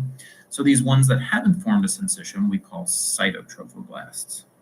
And same thing, they come from trophoblasts, and we add the prefix cyto just to remind us that they've maintained their unicellularity. Now our syncytiotrophoblasts continue to grow. Hold on, buddy. And you get these large cell conglomerations. These are actually multinucleated cells that are growing out into the endometrium. And because they look so different, we've got to give them a different name. So we call them syncytiotrophoblasts. Now, I know that's a mouthful, but remember, we started with trophoblasts. So we've got that as part of the name, and syncytio is just a root that means combined or fused. And the syncytium is just a fusion of a bunch of cells. And so here you can have a syncytium of trophoblasts, and so we call it a syncytiotrophoblast. But that leaves us with the problem of what we call our original cells, and we've got to give them a new name too. So these ones that haven't formed a syncytium, we call cytotrophoblasts. And same thing, they come from trophoblasts, and we add the prefix cyto just to remind us that they've maintained their unicellularity. Now our syncytiotrophoblasts continue to grow, and they continue to grow. and they form these finger-like projections that go out into the endometrium. Looks like an octopus now. And these finger-like projections are called villi. But the uterine blood vessels, which are now really just pools of blood, continue to grow and fuse as well. Mm. Doesn't it look like an octopus? It looks like an octopus with a cape. Like it looks like an octopus, but with a cape. At least the way he's drawn it. So over time, these structures continue to grow. You get more cytotrophoblasts that line the edges of these villi as they creep out into the endometrium. And within these villi, you start to develop little fetal blood vessels. Mm. And as you can see, the fetal blood vessels are in really close contact to the uterine blood vessels. Mm. Now, they're not actually mixing together because there's this membrane of trophoblasts in between them. But they're close enough that nutrients from the uterine blood can diffuse into the fetal blood, and waste products from the fetal blood can diffuse out into the uterine blood. And over time, this structure continues to grow with the developing embryo. And as it gets larger, more and more nutrients can be transferred and waste can be transferred. And the structure gets bigger and bigger. And now it's called what? Eventually lines almost the entire inside of the uterine cavity. And this structure is known as the placenta. Oh. Bigger and bigger, and products from the fetal blood can diffuse out into the uterine blood. And over time, this structure continues to grow with the developing embryo. And as it gets larger, more and more nutrients can be transferred and waste can be transferred. I gotta see that. I gotta see that placenta. Show me the placenta. Do-do-do, do-do-do-do-do-do. You are the placenta. La-di-da, la-di-da-da-da. You are the placenta.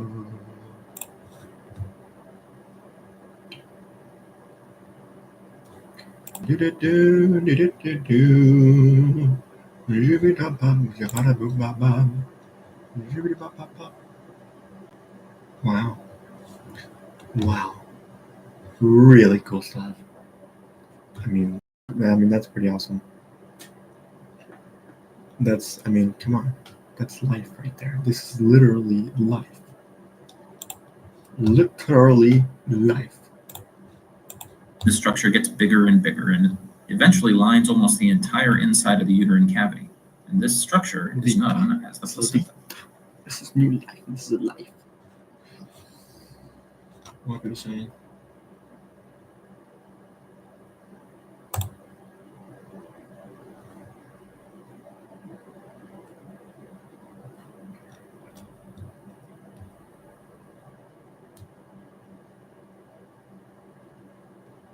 Oh, this is gonna be nice. Thank you. Thank you. Thank you so much.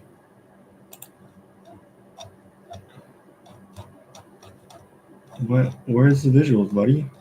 You lied. You lied. you lied to me. Huh? Wait.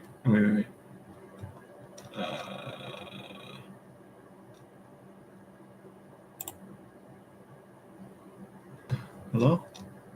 Hello?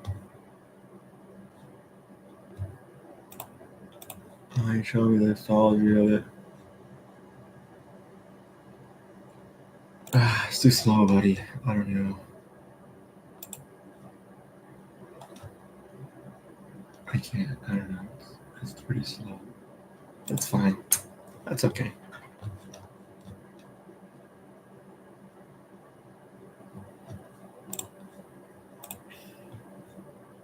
Gestation is a term that most people use synonymously with pregnancy. 4:25, 2 minutes. Okay.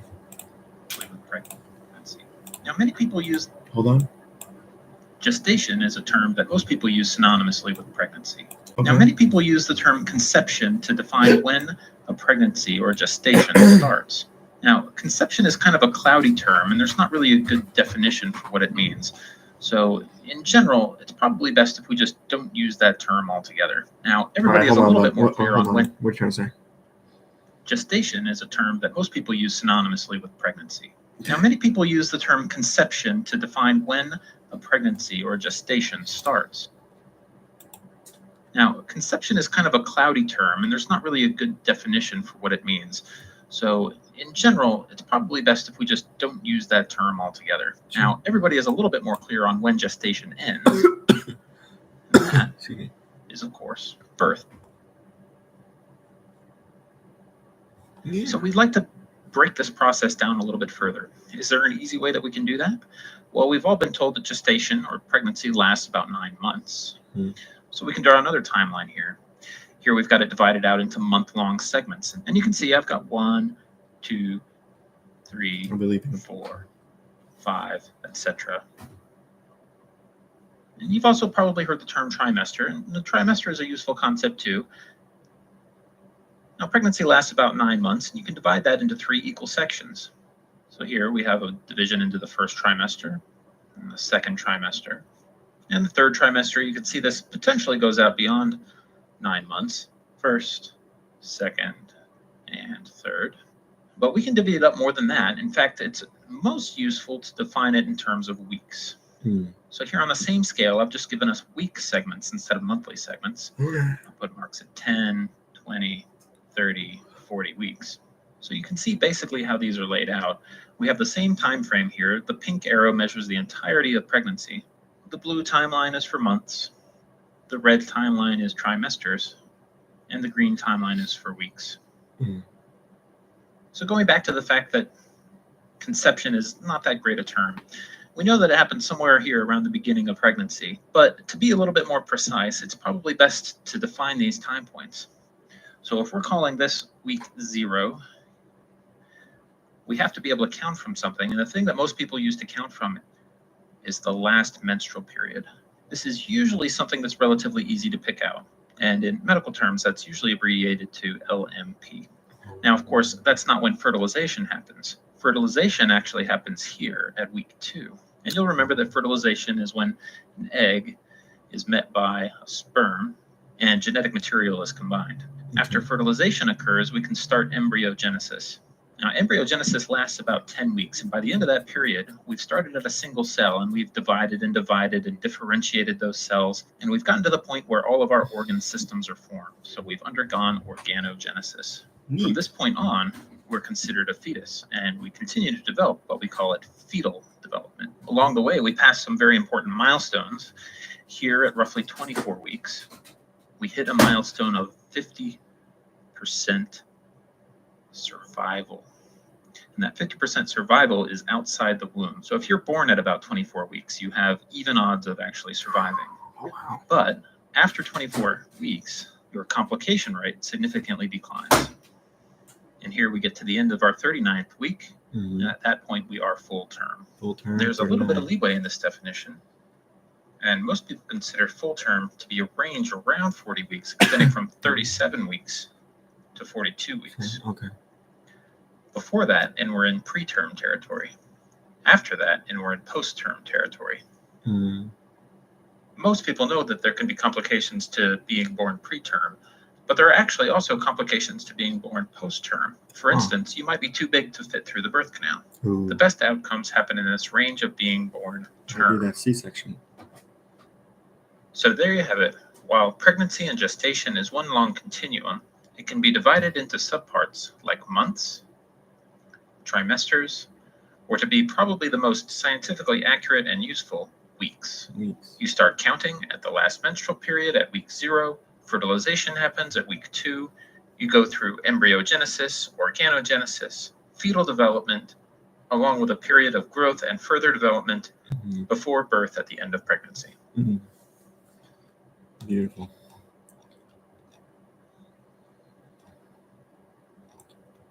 Great. Fantastic.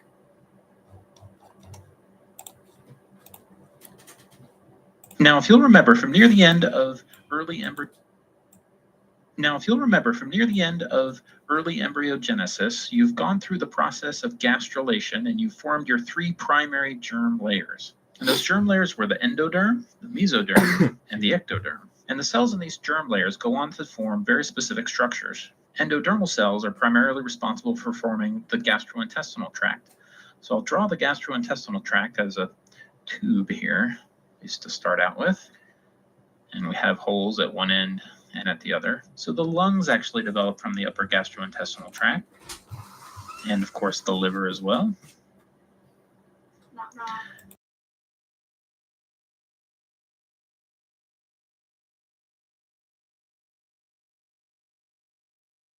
All right, hold on, guys. I'll be back. When is the break? I'll be back.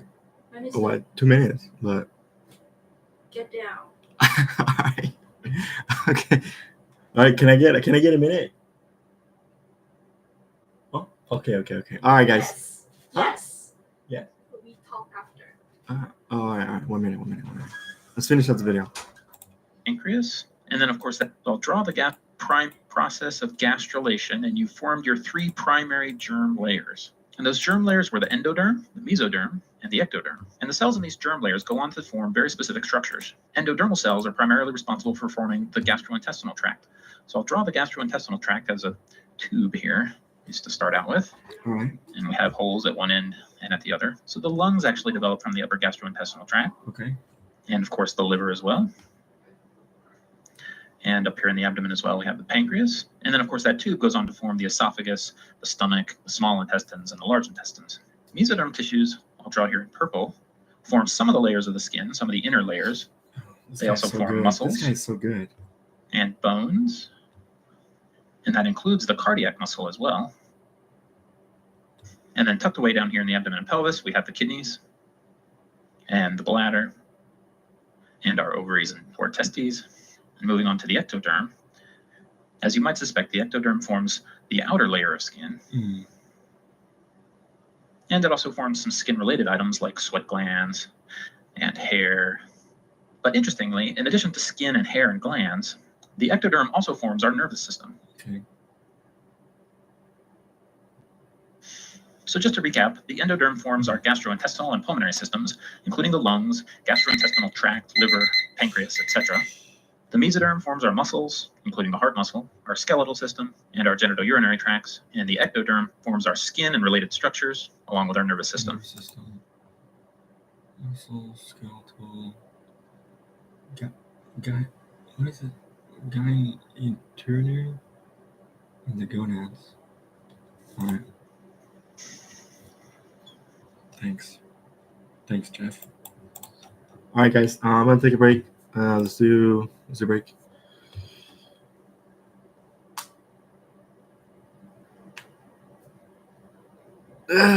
Hey, Arav, Arav, Avika, Aryan. Hello.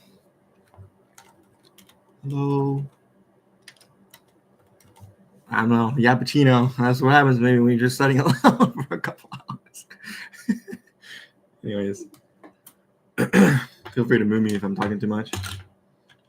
I don't know. I wanted to keep it a little bit, you gotta keep it fun. I mean, it is fun anyways. All that stuff is great. Knowledge, fascinating stuff, but you gotta keep it fun once in a while. Keeps your energy going. Anyways, I'll be back.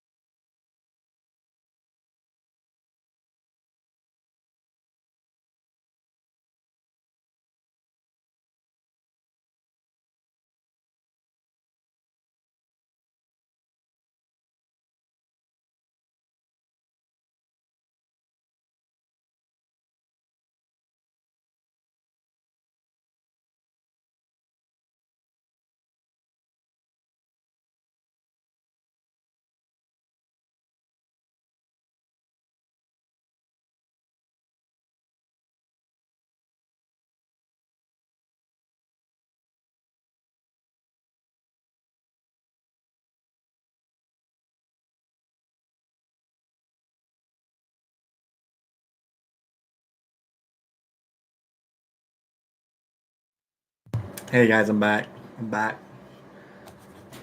We're back. Let's go ahead and try and figure this out. Oh my goodness, 12 questions. What the heck?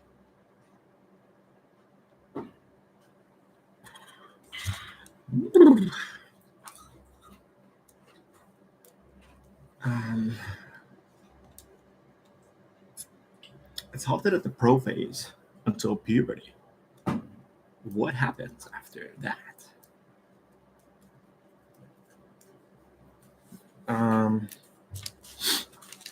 For gametes, we know that for PMAT and during meiosis, 1 it's halted at prophase 1, so we're looking at meiosis 1. Otherwise, I think it's at prophase 2. So we know that during PMAT meiosis 1, we have two sets of two sister chromatids, which we'd consider a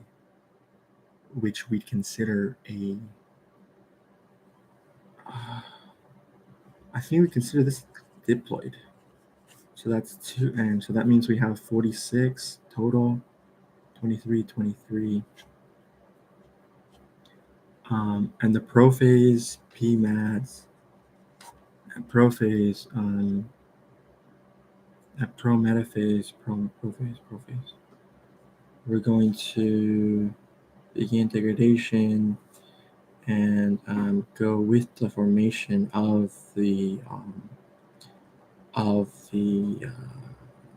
chromosomes, tightly package them into from chromatin into chromosomes. So if it's halted at the prophase 1, then what happens? What happens is the DNA content of the female's gametes during her childhood. If it's halted there, oogogenesis. But we're creating female gametes.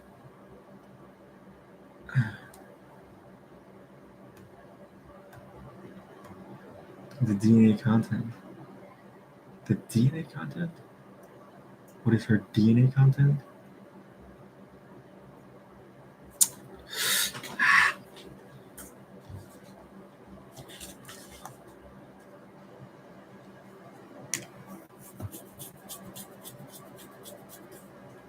This just stay the same?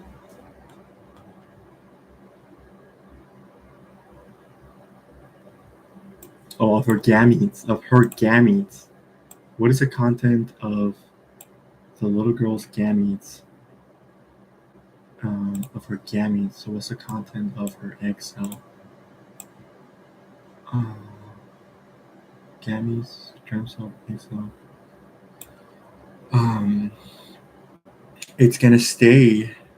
Then that means it's gonna stay a diploid. So it's gonna stay a diploid. So it's gonna stay a diploid, and we have 46 chromosomes with two sets of sister chromatids.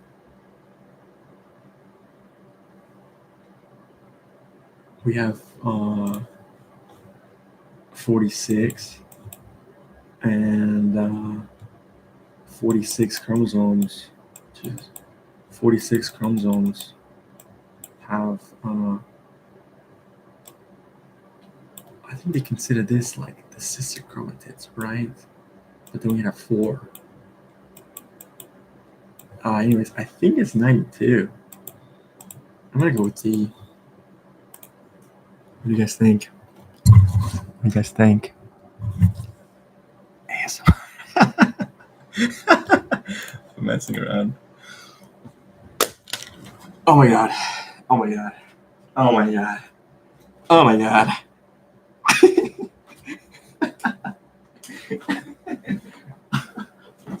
I'm so good. Oh my god, he's too good. Can't keep getting away with it. I can't believe you've done this. Oh, that was pretty clean though. You got me. That was pretty clean. Come on.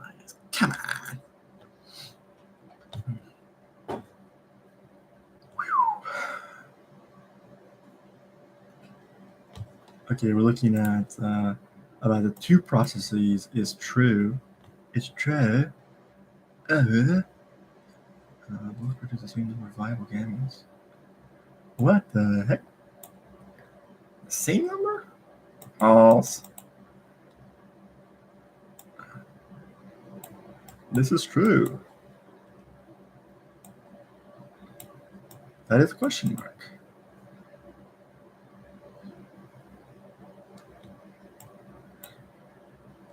I don't know what that means. I don't think this. False, true, question mark, halted, and intermediate step. Oh, actually, well, what? Isn't that kind of true, though? What do you think about this? Both are halted and intermediate step. Is that true? Is that true? Professor, is that true?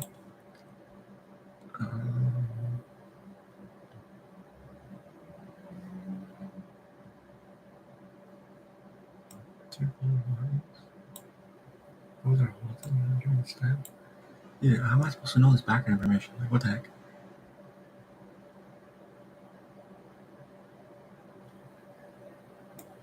B is definitely true. I don't know about C and D, so I'm just gonna go with B.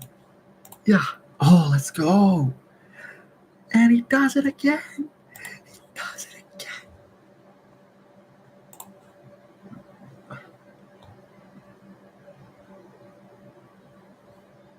Oh, it's a continuous process in males. Oh, okay. Sure.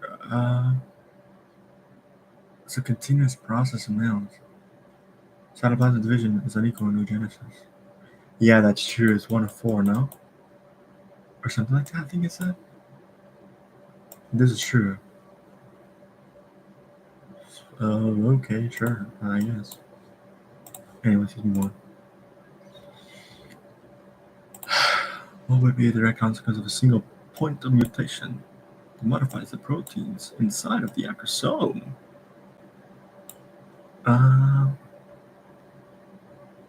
I think that'd be pretty disastrous. We know that the acrosome is responsible for the acrosome. What is it? The acrosomal. What is it called, guys? Acrosomal.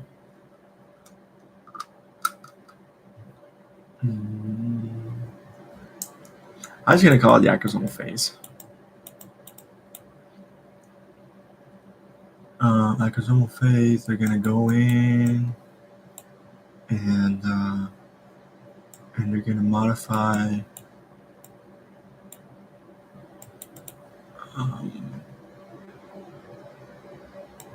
Modify the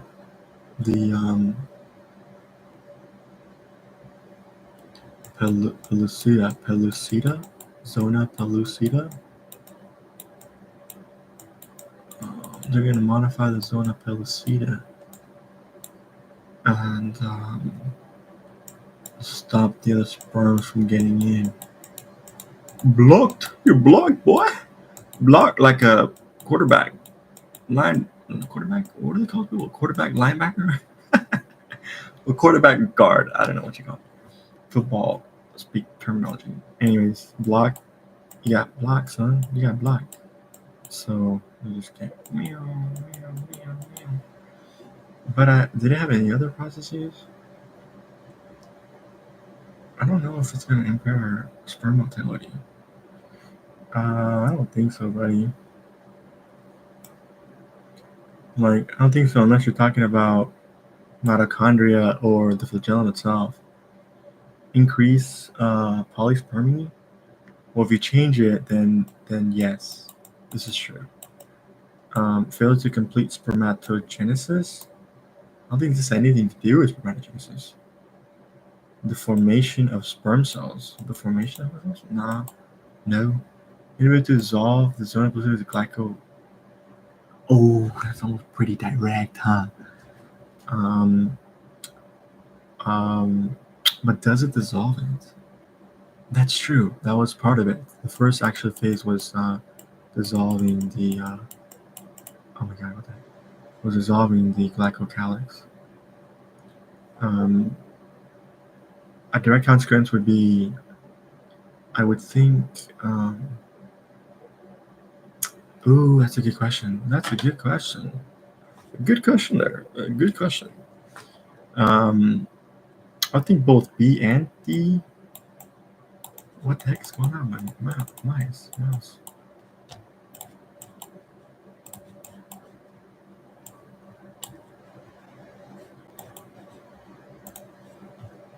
Its inability to dissolve the zona pellucida's glycocalyx. We know that that was their, I think, main function, right? I think I might be getting this modify the zona pellucida wrong. I think those are the other enzymes inside the egg cell. So actually, Professor, I think it's gonna be D. Actually, this is actually a no, because that's the egg cell part. Egg cell. I'm gonna go with D. Oh, and it does it again. And it does it again. Okay, that's what they call it, the cortical analogous. Analogous. Oh, analogous. But disruption of these two have different effects. If both of these reactions fails, then we have first we have failure to fertilize. Professor, we have failure to fertilize. I repeat, Houston, we have failure to fertilize. Houston, we have failure to fertilize. Failure to launch. I was gonna. Jeez. Failure to fertilize. We have failure to fertilize. Because it can't break down the zona pellicula glycoproteins. I can't type. And if acrosomal reaction fails, then increased. Then we have increase in sperms. Sperms inside the cell. Inside the egg cell. Get inside. Get inside there.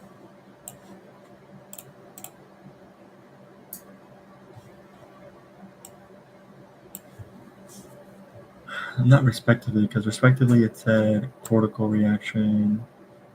Oh, cortical reaction. Then that's how the heck do I know this? Well, both would lead. Actually, both will lead to polyspermy. Okay, now we have to think about this. Okay, both of these reactions now. But the structure of these have different effects. What is trisomy? Trisomy. 3 trisomy. What is somy? I'm not sure. Shoot. This wouldn't even be there, dude, because you can't even fertilize. And both leads to polyspermy.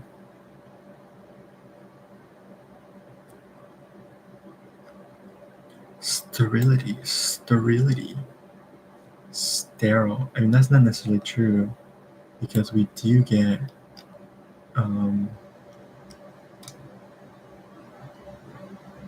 well, I mean, actually, if both fail, you don't even get you don't get any fertilization. So having spermicides wouldn't even matter. I don't know what trisomy risk is. Those who leave this platform, this is false. Very, very false. I don't know what trisomy is. And sterility will rule out. I think trisomy. Maybe he's talking about like a stillborn baby.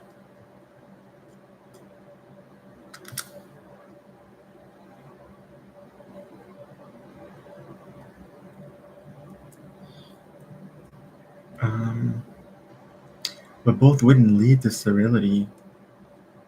I mean, sterility. I mean, this one actually means more sperm inside the cell. I'm gonna go with A. Both of these sterility? I don't know. This one's failure to fertilize. This one's an increase. So we got decrease and increase. I think it's A. I'm gonna go with A, guys. What do you guys think? I think we're going with A on this one. Boobity bop bop. Boobity bop bop bop boop. A.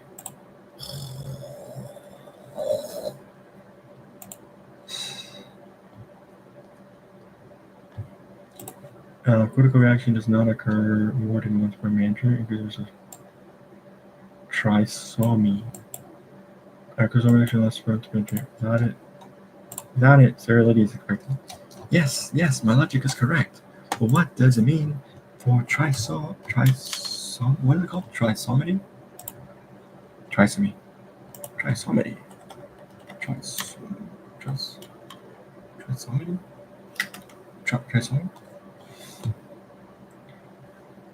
Oh, A. Down syndrome. Okay. Gotcha. I understand.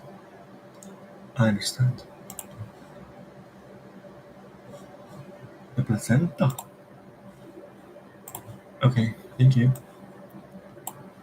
Thank you very much. Oh, placenta, that's funny. We just talking about the placenta. Placenta accreta. Okay, placenta attaches abnormally to the... It attaches abnormally to the myometrium. What is the earliest embryonic stage that this could occur? Which cells are responsible for this stage? Well, we know it's a trophoblast during... I don't think it's early cleavage. Oh man, okay, what is the earliest embryonic stage? I mean, that's probably a clue. Embryonic stage. So then we're past the other stages, which, oh my god, I would think we're past cleavage, early cleavage.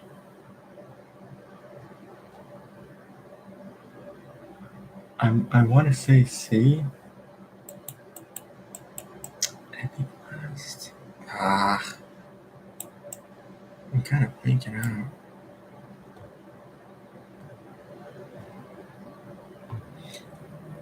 Oh, I'm not sure. I think we'll go with C. No way. I knew it had to be something trophoblast. Early cleavage seemed way too early. Placenta is mainly formed by the trophoblast cells. As you surprise this information, trophoblasts will form the part of the placenta. There you go. Well, there you go. Malformation of the peripheral nervous system. P.S. The nervous cells are new relation. Which of these cells are derived from? We know. He said it was a mesoderm. Excuse me. From what I remember, he said it was the mesoderm. Wait, was it?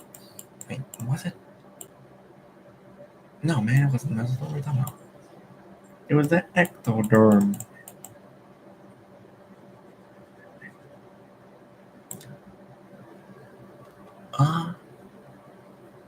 I think so. There were no crest cells. So we layered it down to 2 because I don't think it was endo. So if I remember, neural crest. Oh man, neural crest. Neural crest. Judabababu. Neural tube. Neural crest.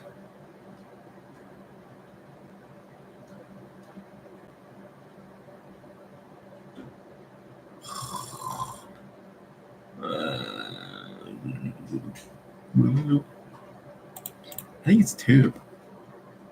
I just think it's tube. Ooh, you crest. That was cool. Ah, that's wrong. Well, there you go. And there you have it, folks. I was wrong. For the spine and the brain. What was it asking for? Oh, it was asking for the PNS.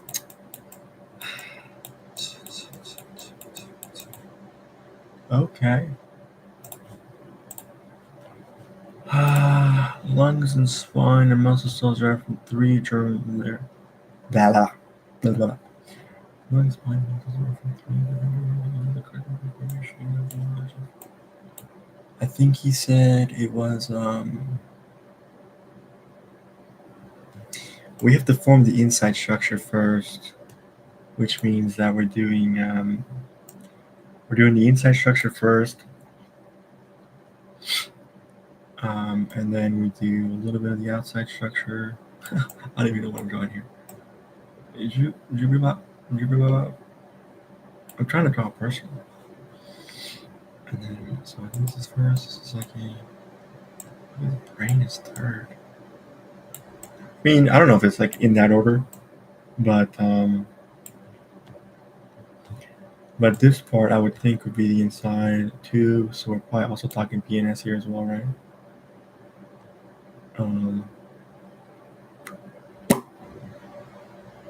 Wait, what was the other question? Oh, what the heck's going on? Wouldn't make sense to form muscle first. The spine makes sense, and then lungs, and then muscles. That makes sense. I just don't think it's gonna be any muscles, buddy. I just don't think we're gonna do muscles first. It doesn't make sense. Why? Why would you do muscles first? Get out of here. I don't want to see that. Just leave my sight. Leave my sight.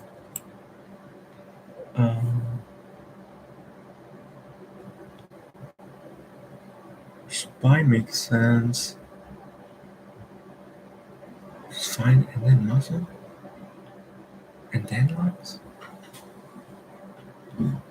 Well, I don't think so.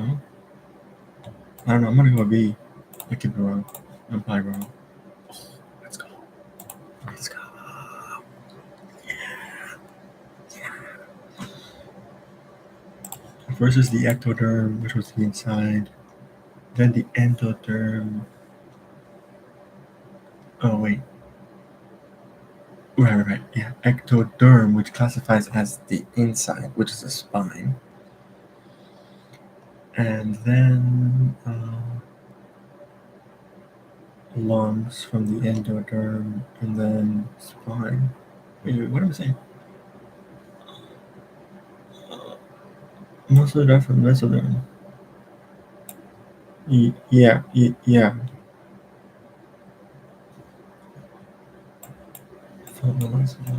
Yeah, I don't know. I'm probably messing this up. Gestation period. Okay.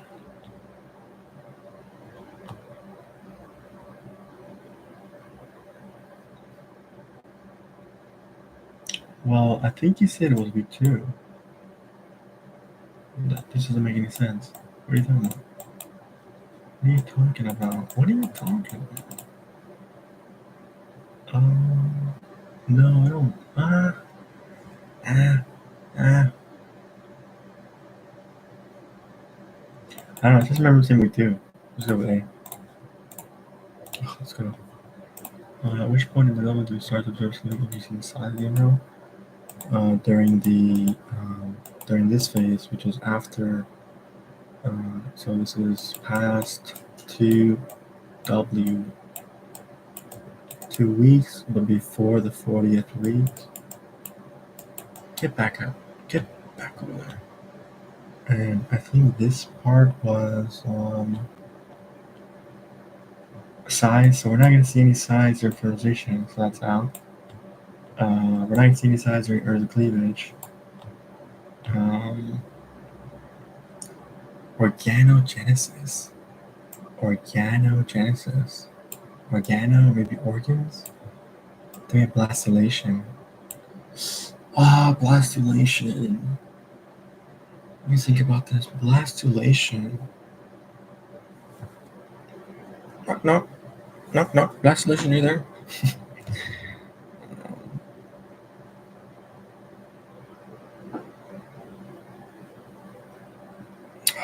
Dude. Why?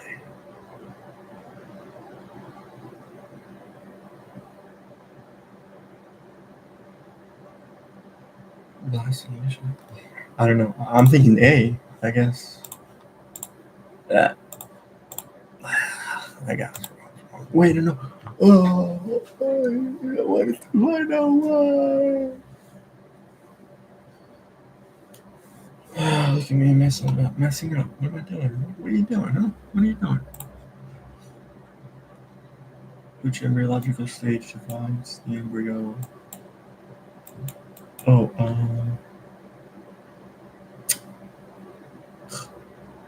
bilateral symmetry. Ah, jeez. Oh man. Well, I don't think it's A. Embryological. I also don't think it's C. Right?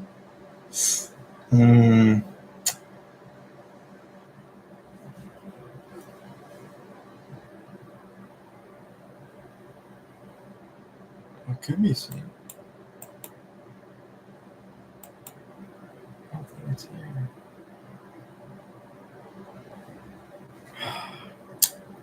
Let's go cleavage. No, I don't think it's cleavage. Let's go vacillation.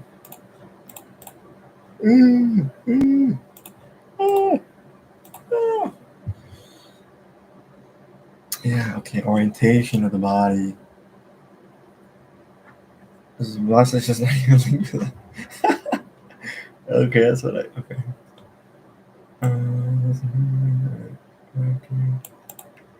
Okay.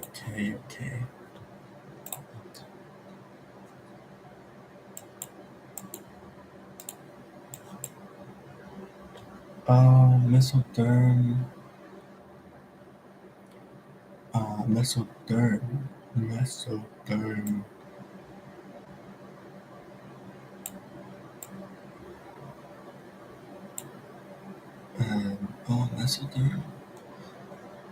I think it was bones and muscles, right?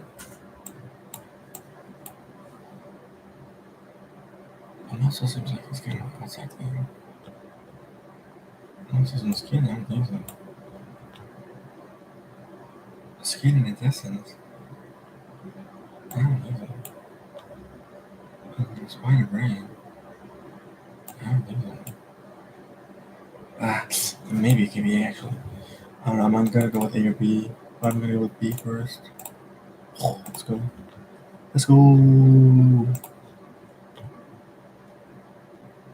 Well, if you lay it out like that. Okay, we're gonna do. This is number 1 because that makes sense. And then we're gonna do. Sperm releases the acrosomal enzymes. So that's 2. And then, what the heck? Corona radiata. corona radiata. Where is this stuff at? Leave that as a question mark. And then Corticographs release enzymes. This has to be last. So that means that this is step 3. Whatever that is. I'm gonna go then 4, 1, 2, 3. None of them are there, buddy. Okay. Alright, then let's erase this. Actually, let's just leave it there. Maybe it's can be helpful.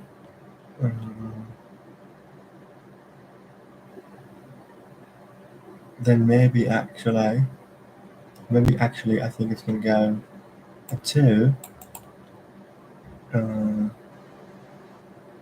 2, and then we replace. Hold on. Let me think. A 2 and then 4. Wait, what the heck? 1 and 3.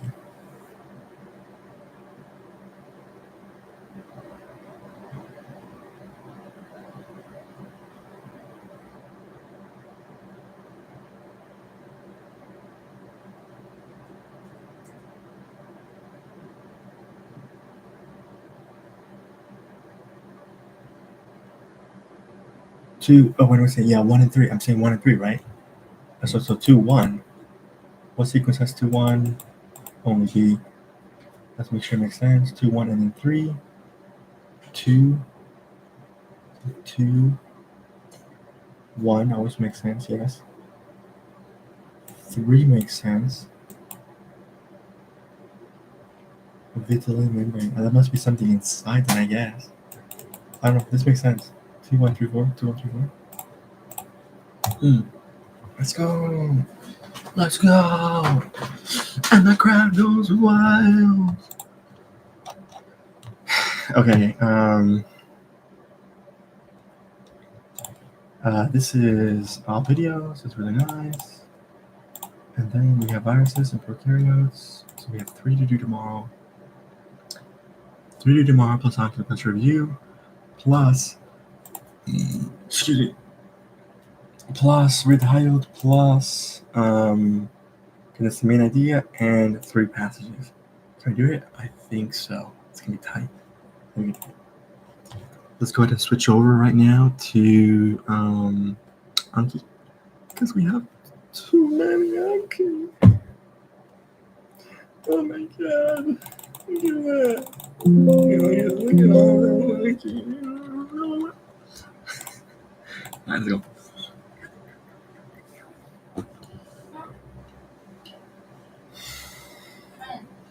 Okay.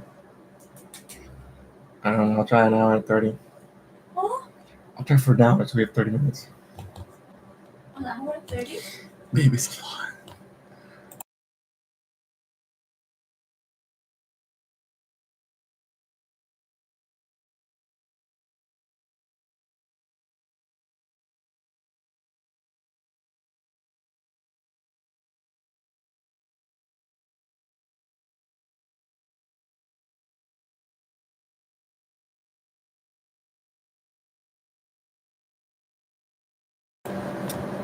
Okay, it's highly permeable to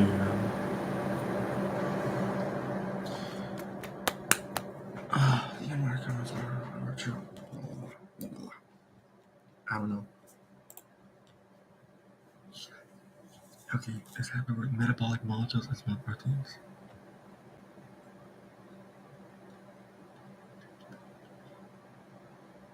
The inner membrane. The intermembrane.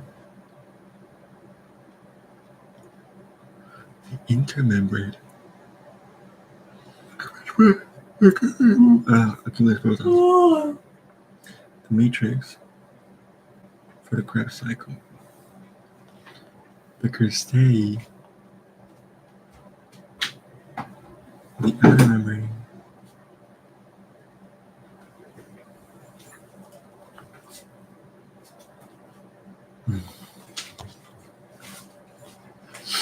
Sure, again.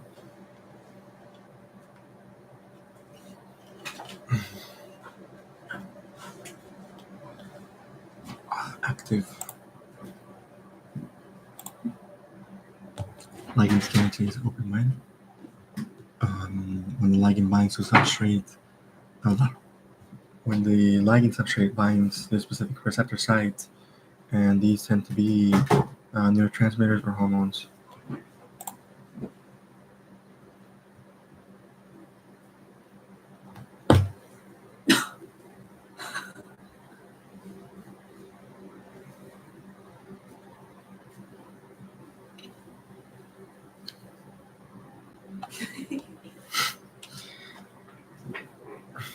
Can I fit this? Don't break it. Yeah, I think it's gonna break. It's fine.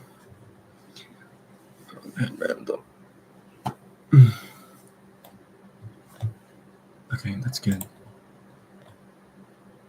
Flow in the same direction. Flow in the same direction. Use secondary active transport piggybacks off the ATP, which creates that high concentration gradient, which then allows for the other molecule to also kind of get inside.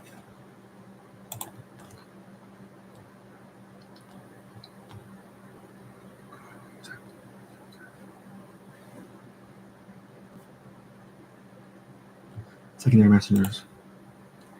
Secondary messenger cascades. GPCR with epinephrine. GPCR binds epinephrine, turns on the G protein, which switches GTP to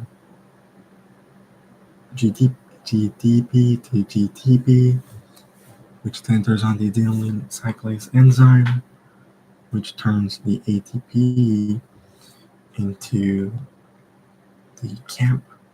CAMP then does some sort of signal, which turns PKA into protein kinase A into this. Sure. Chain link structures. Chain link. Two chain link structures.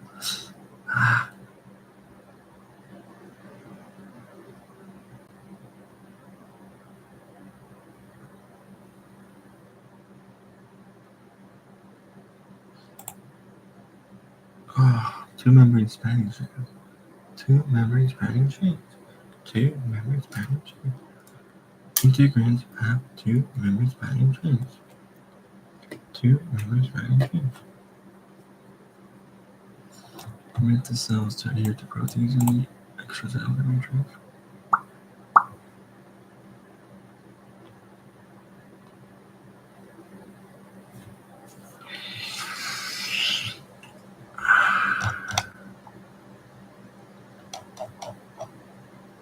Two membrane spanning chains. Two membrane spanning chains. Two membrane spanning chains. Two membrane spanning chains. Two membrane spanning chains. Integrins have two membrane cells to adhere to proteins in the extracellular matrix. Oh man.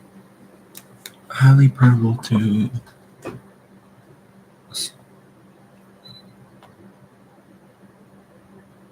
small molecules? Is it small molecules and proteins? No. Small proteins and metabolic molecules. Metabolic molecules and small proteins. Use the pressure that's needed to stop the inward flow of water. It prevents osmosis.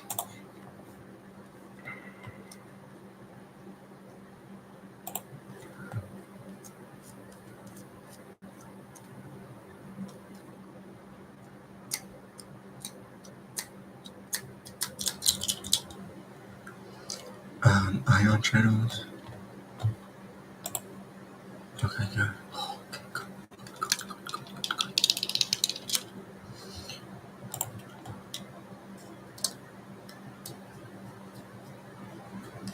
Heterotropic.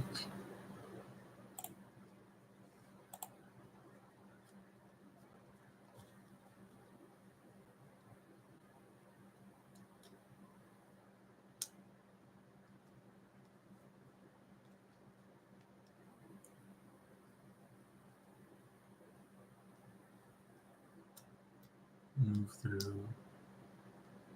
through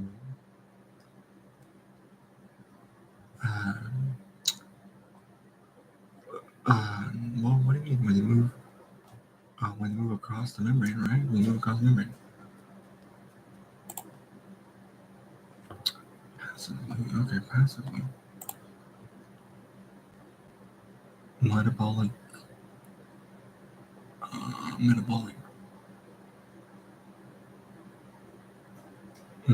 molecules and small proteins.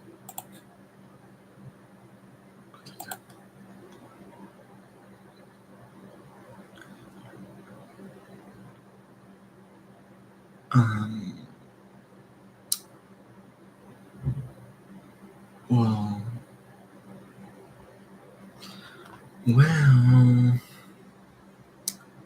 glycoproteins, extracellular proteins, extracellular signaling proteins, like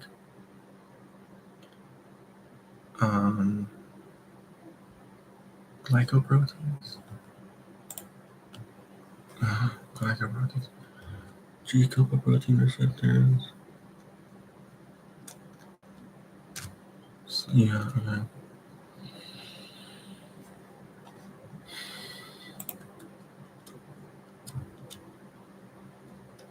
Made up of a methylated guanine and probably made up of multiple adenine. Methylated guanine. Both protect the RNA from degradation, signals ribosomal attachment. Oh. Okay. Did I have that on there?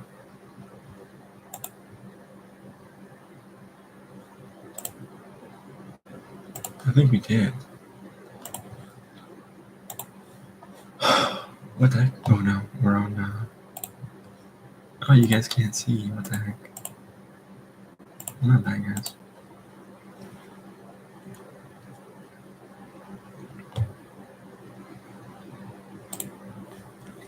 Convert chemical energy into mechanical energy by cross of ATP. We have muscle contraction. We have vesicle movement, and we have cell motility. So myosin, kinesin, and dynein. Cell motility, which is dynein. Yeah. Okay. Move on to cytoskeleton fibers. Sure, I understand. G-protein receptors. The GPCRs, not the G proteins themselves. G proteins are actually inside the intracellular matrix. Intracellular matrix.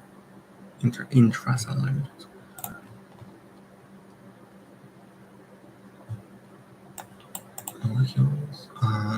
That is I believe that you are talking about the coordinator structure, which we have DNA molecules and histone proteins and the RNA secondary form or something like that. RNA monodimer. RNA monomer. RNA monomer. RNA monomer 1, RNA monomer 2. That's kind of good. Just mess up the naming of that. It's fine. With 1 to 3 fast figures attached.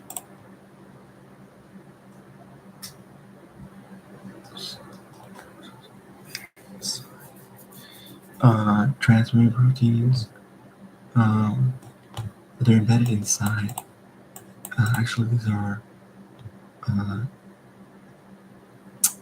What are they calling these? Integral proteins, maybe? Yeah, let's go.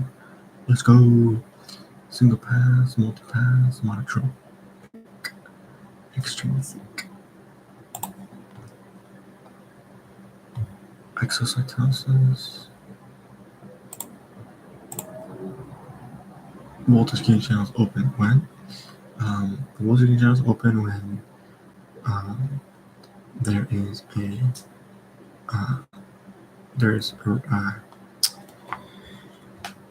there's a range of when there's a range of member potentials, or within a range of member potentials. That's fine. To mercaptoethanol.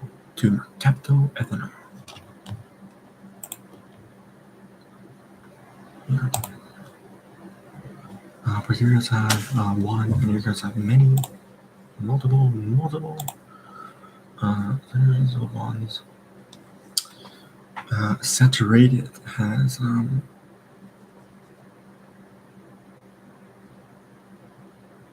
what? Well, I don't know what some of, but saturated fatty acid would have less double bonds. You got less double bonds, my dude.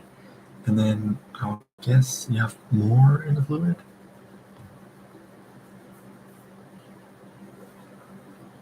Oh.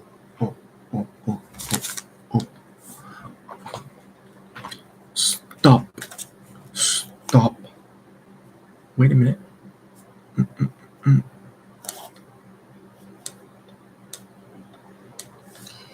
What is saturated?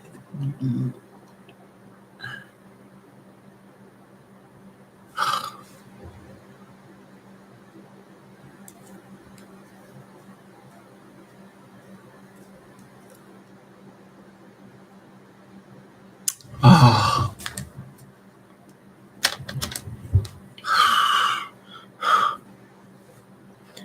What do you think? Saturated fatty acids.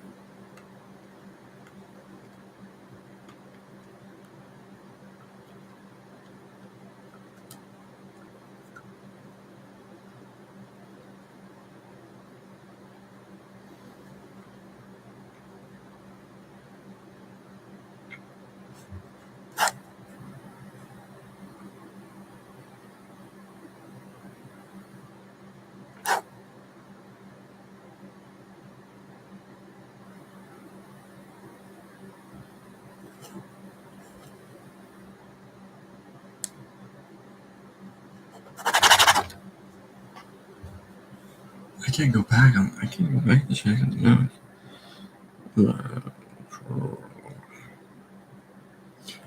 I think it was unsaturated.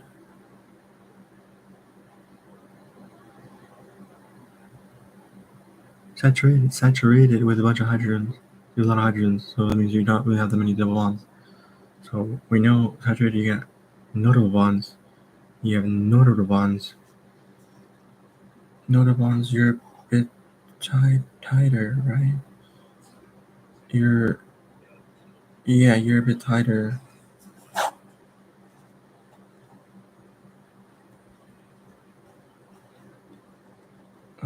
You're a bit tighter, and if you're a bit tighter, then you got less space. If it's cold, it's gonna be less fluid. If it's warm, you're gonna be increase the distance, and you're gonna be fluid. So I think overall, though,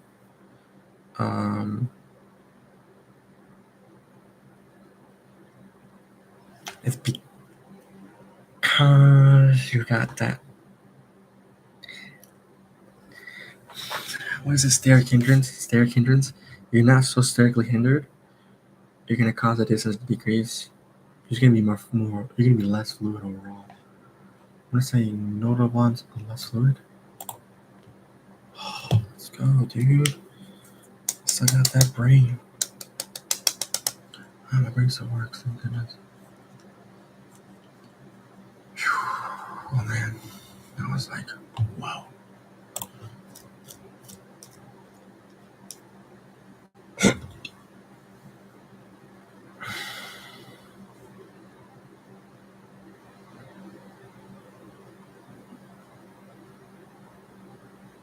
Two membrane chain. Two membrane chain. Two membrane spanning chains. Two membrane spanning chains. Why can't I say two membrane spanning chains? Motor proteins.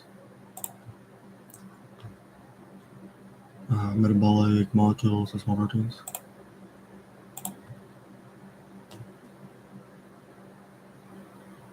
Oh, 70. I didn't read it.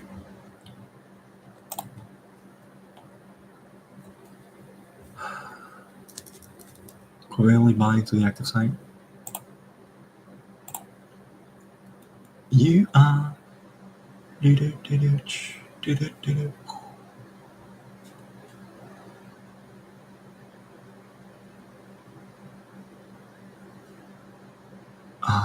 I think you're tryptophan, TRP, tryptophan, TRP, W, aromatic, aromatic. What's your histidine? Are you histidine? Dude. Oh, come on, man.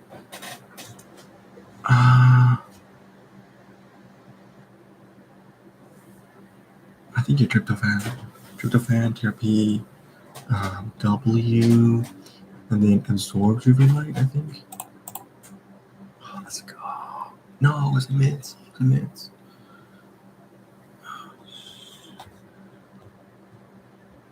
Yeah, okay, you were mid or something.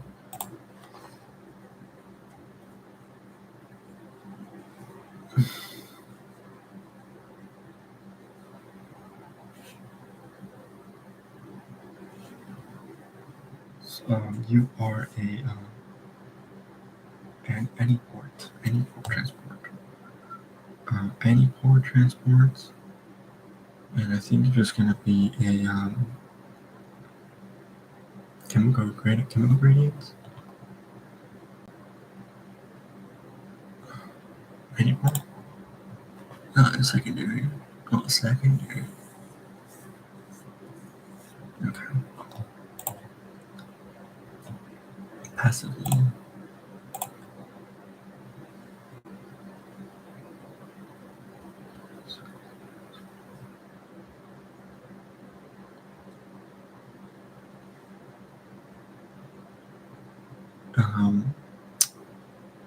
Epigenetics developed from mutations in proto-oncogenes to promote cell cycling. Cooperative enzymes.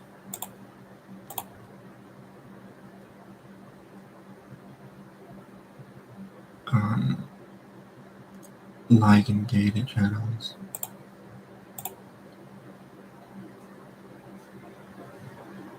GPCRs. Size and charge. Size and charge. Oh, size and charge. Transmembrane. Rhodopsin.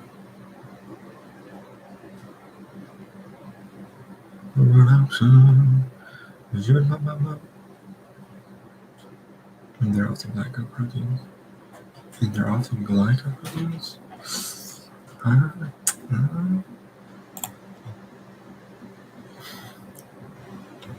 Secondary active transport. Oh yeah. Oh my god. Yeah, so it is secondary active transport. Phosphatase, part of the hydrolyse class.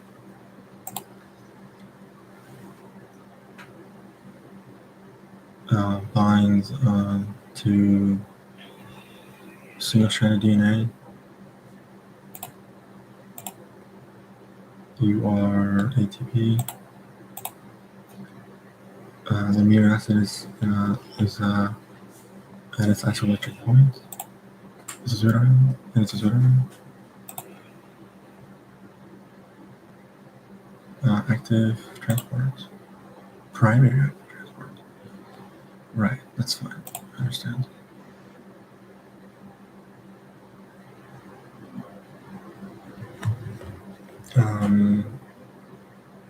Glycoproteins. Your calcium-dependent glycoproteins. Eukaryotic, so it attaches to the 5' cap.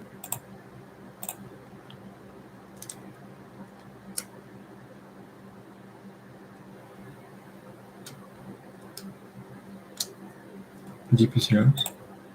Oh, integral. I'm not sure about that. I didn't know about that one.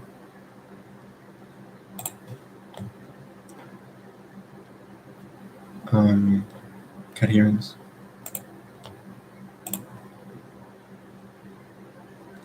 Without redox or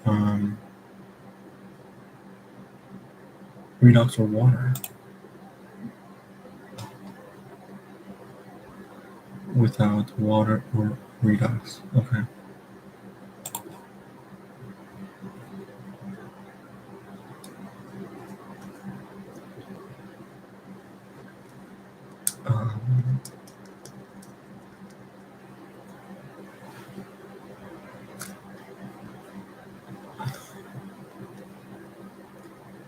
I'm not sure.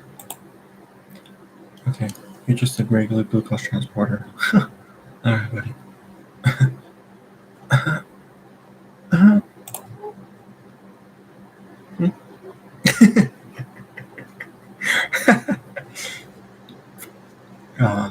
Integrins.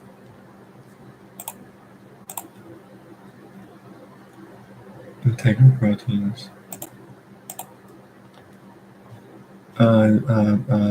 Adenosine, you have the ribose, and you have 3 phosphate groups.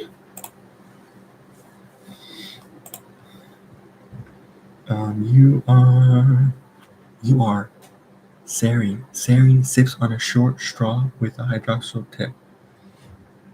Serine, sir. S. Polar. Hydrophilic. Boom.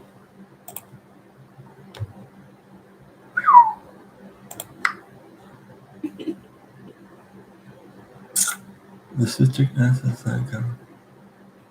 acid cycle occurs. My teeth. The citric acid cycle occurs in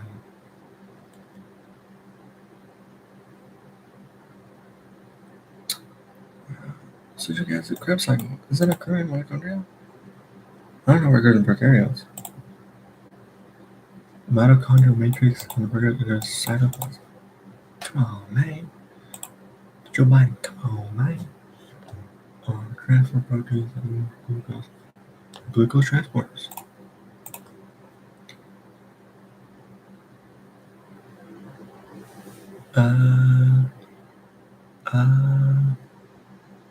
Come on, where are you?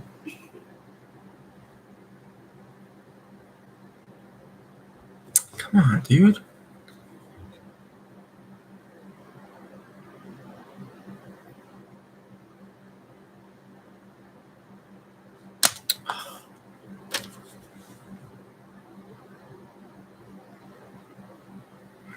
Chemical gradients. Facilitated diffusion. What the heck is this? Chemiosmosis.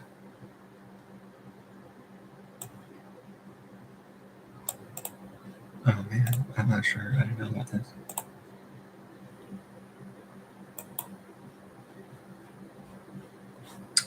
I don't want to get started on this now.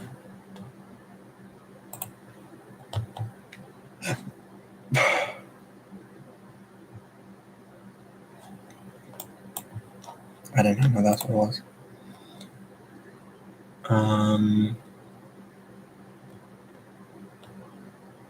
Singer sequencing. DNA. Oh, nucleic acids. Smaller moves fast, large moves slow.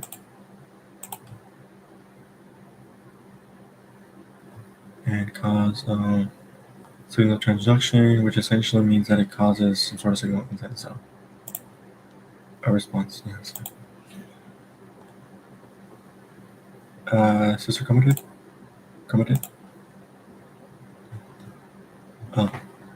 Low solute to high solute. Yeah. Osmotic pressure. You are phenylalanine. You absorb. I think you absorb UV light. Anyways, phenylalanine. Phe, F, hydrophobic. Hydrophobic, nonpolar. Okay, good. Saturated fatty acids has no double bonds and is less fluid. Good.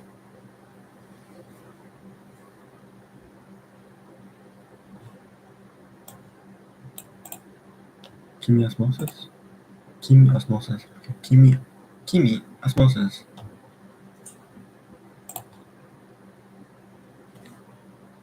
Oh, come on. Integrins have two chain spanning structure. Two membrane chain spanning. Two membrane spanning chains.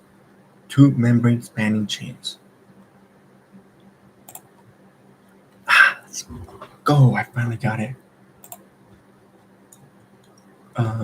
45 to 65. Excuse me. You got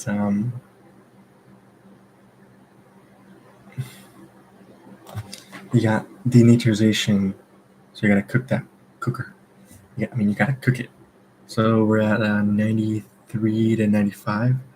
Then you have reannealing. You gotta cool it. 45 to 65. Then you gotta extend it, which is around 72 to 75. Yeah, that's fine. That's close enough. Okay, you are tryptophan.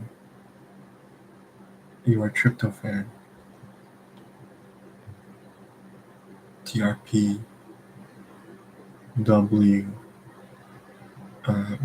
aromatic, nonpolar, hydrophobic, emit UV light.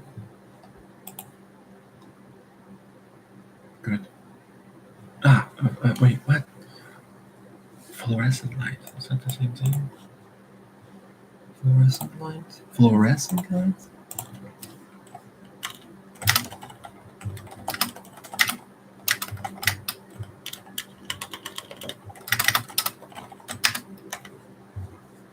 Oh, good.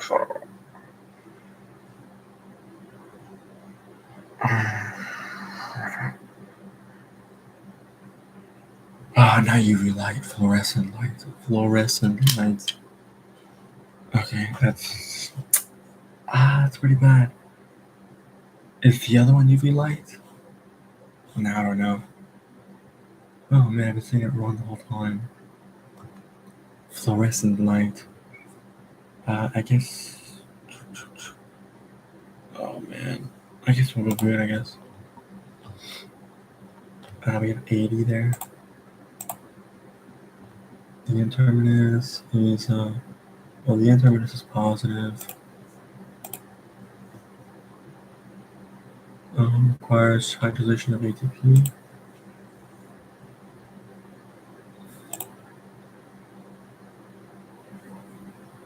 They bind the like They bind similarly like cells, similar cells together. Like similar cells together. Hold similar cells together. Okay. It's a form of passive transport.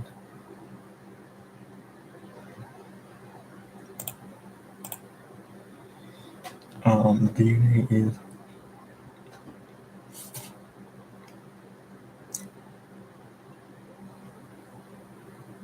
helical and runs anti-parallel. Double-stranded and runs anti-parallel. Primary X transport. Chargaff's rules.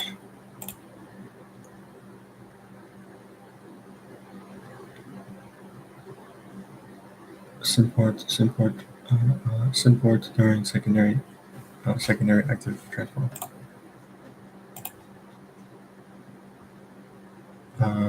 Voltage gated channels. Voltage gated channels. Well, ion channels. That's true. Imadazzle, you are a.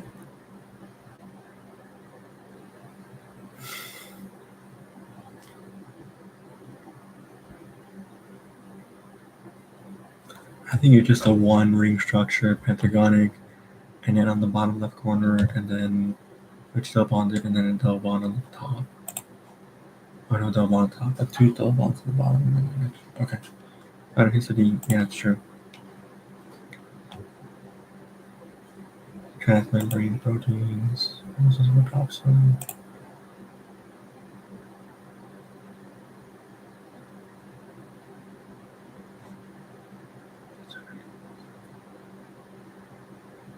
Chemiosmosis. Oh.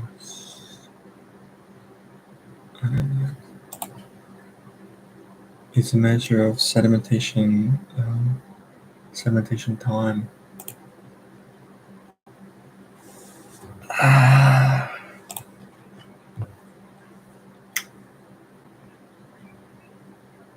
You are a short meat amide, so you are asparagine, ASN, N. If you're N, then you're polar, you're hydrophilic.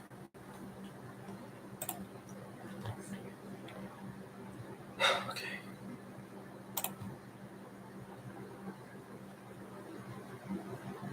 Calcium-dependent glycoproteins.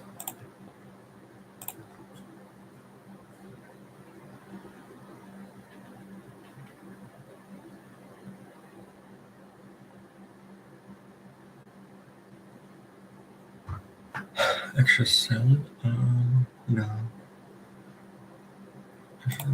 The outer.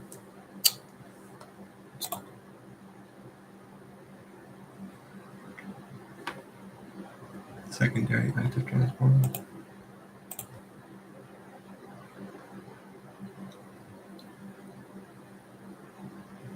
Histidine, H. Basic, polar, hydrophilic, pKa of 6, neutral at physical pH.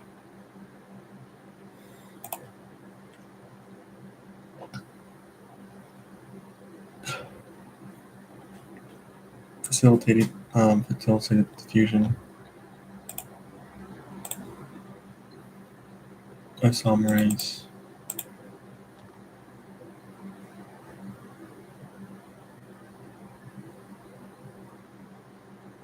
Ions. Embedded inside the plasma membrane. Cell membrane.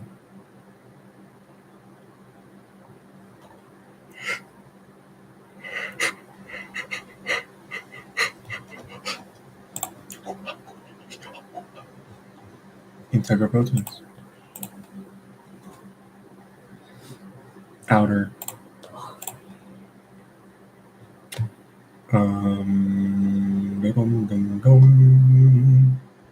cytosol and in the mitochondrial matrix.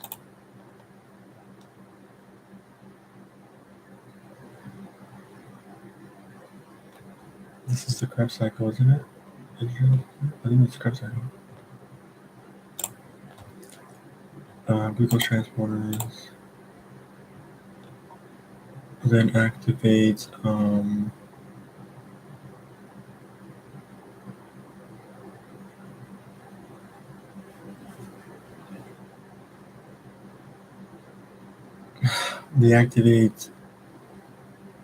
intracellular proteins that ultimately drive signal transduction and then also drive signaling of secondary messengers.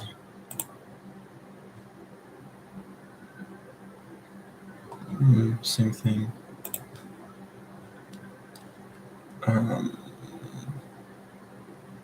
Northern blotting. You are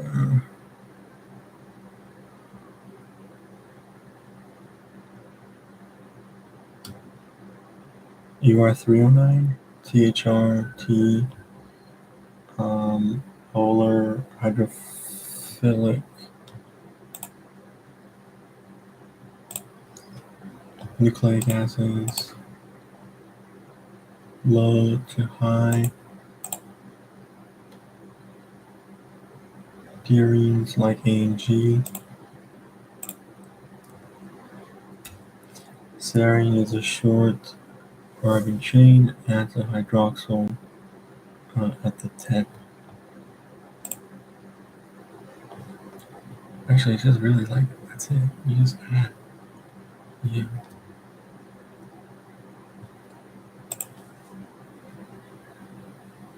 Embedded primary active site. The indole group is a two-cyclic ring structure. A benzene and this one, and a tryptophan. Tryptophan emits fluorescent light. It emits fluorescent light. Agarose gel has large pores separating nucleic acids, and acrylamide has small pores for separating proteins. Polyacrylamide. Well, this will go again. Chemiosmosis.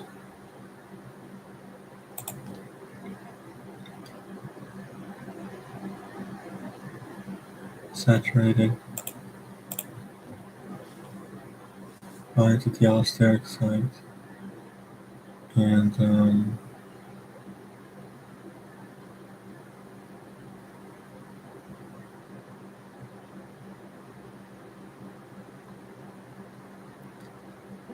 well, it either I mean, it depends here, really. Like,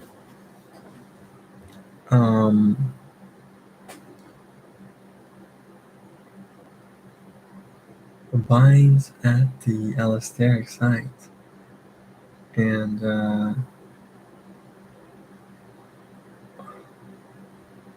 well, I mean, it's non-competitive inhibition. So Vmax goes down, Km stays the same. But yeah, but it depends, because see, then this one says that sugar can no longer bind to the upside side. But your now circuit factor, I guess that's the difference, huh? Because you're saying you change the conformation of the enzyme and sugar can no longer bind. What is this? What the heck? Ow.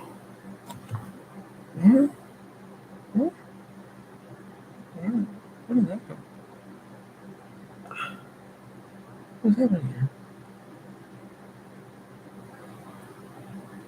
I guess I'm still at my eyebrow. Whatever. Southern meaning.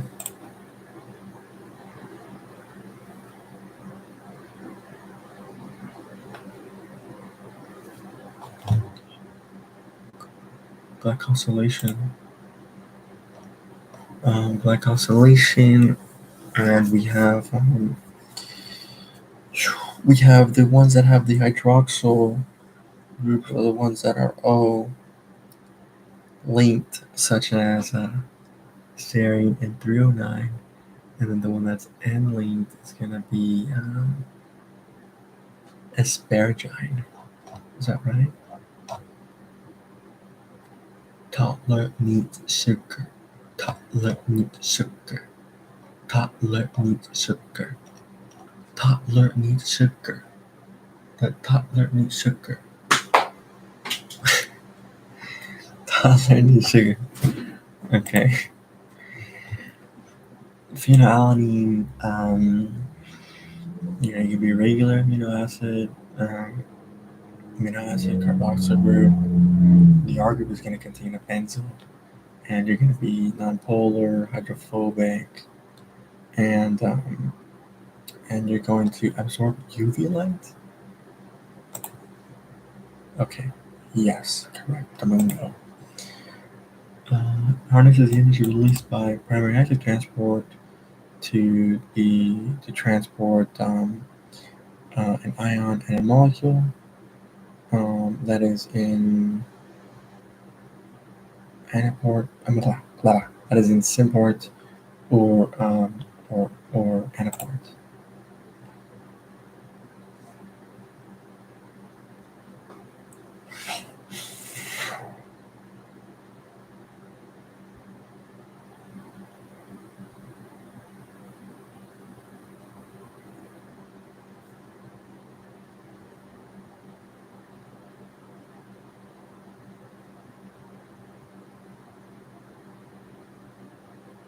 Oh, primary already does anaport. What am I talking about, dude?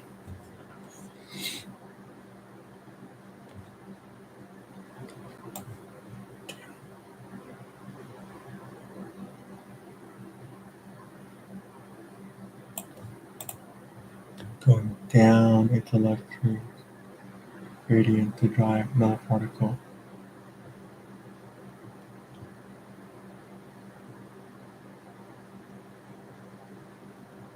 Up its gradient. Glucose is already higher. Oh, yeah, what?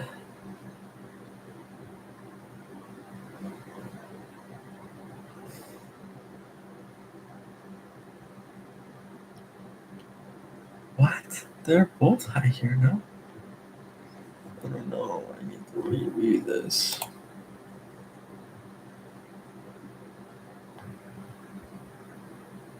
Support.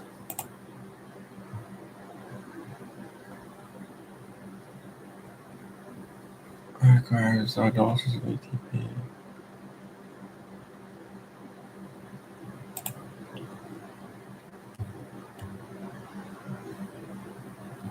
It moves the solid against this concentration gradient. So there's already a lot of them already inside. Well, it doesn't matter. It's just the way thinking about it is that it's moving it from low to high. From low to high. It doesn't want to move that way. It's against the concentration gradient. 5 carbon plus a nitrogenous base and the phosphorus. Glycine has an H. That's pretty much it. It's achiral.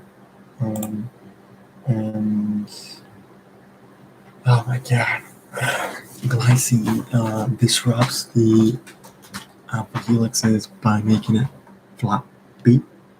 And I'm not sure, does it do anything with beta pleated sheath?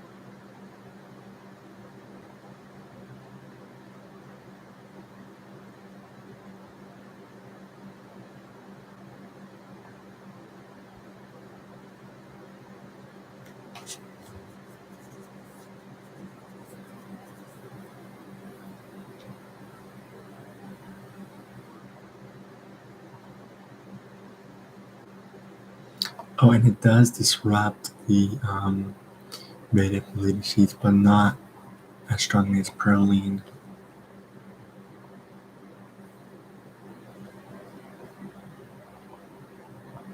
I want to say I'm good with it, to be honest. Dang, 1.1 months. I guess I'm okay with it. Sure. That's a long time. That's a while. That's a long. That is quite a long time.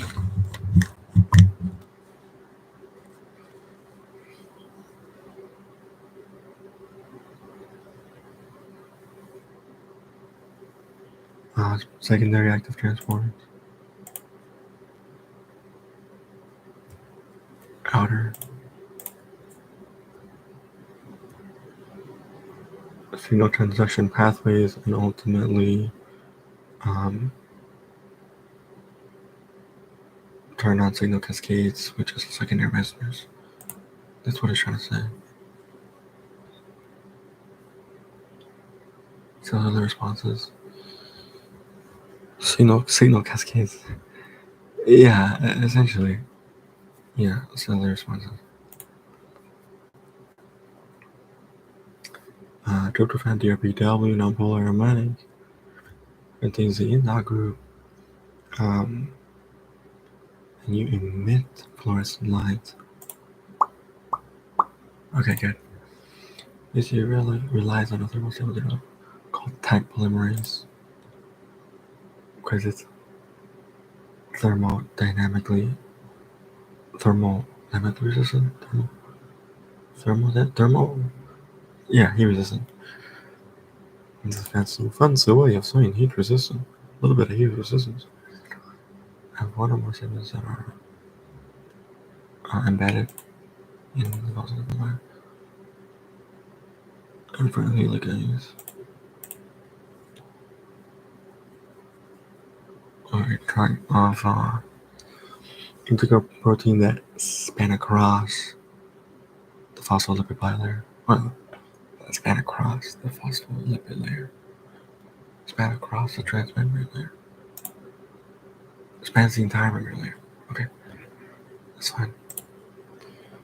As agarose, large pores that separate nucleic acids, and we have polyacrylamide, smaller pores.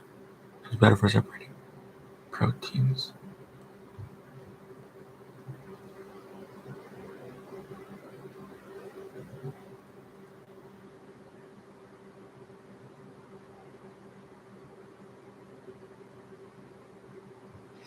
What is this trying to say here then, though? Like,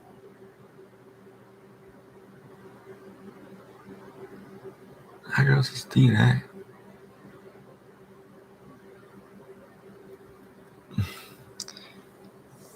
Okay. Saturated fatty acid. Nucleoside. Allosteric effector.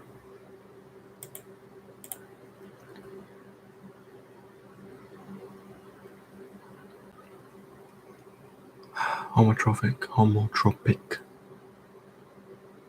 binding. Homotropic molecule. Homotropic substrate.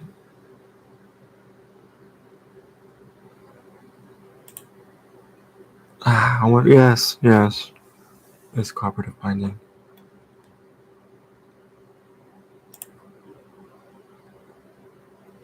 Tertiary structure.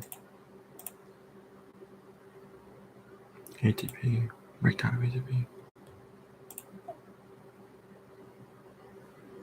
Allosteric site and changes the conformation of the enzyme to either activate it or deactivate it. We have positive, which will activate it, and we have negative, which will negative vector, which will deactivate it. To the conformation, not allowing the substrate to bind to the active site. Activity goes down, activity goes up, activity goes down.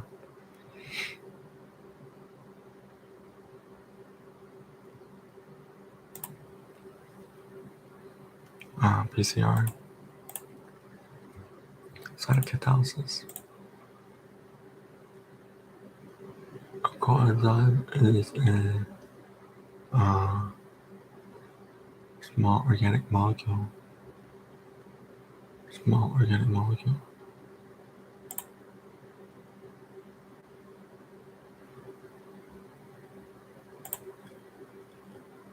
Derivative binding is when you have one molecule that increases the binding affinity for that enzyme to want to bind to more of the substrates, I guess.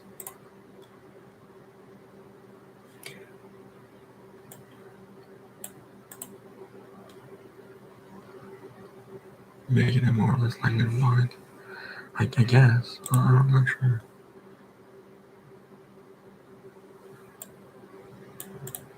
Until equilibrium is reached. You are you're not a rocket, you're a kite. You're a kite, which means you're lysine. Lysine, lysine, lys K, polar, hydrophilic. Lysine, lys K, polar, hydrophilic.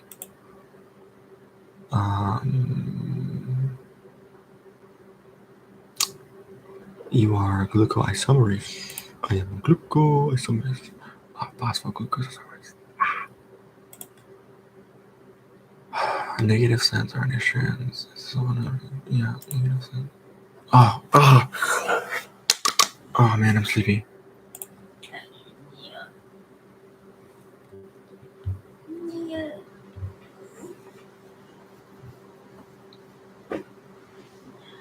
Recombinant DNA. Yeah.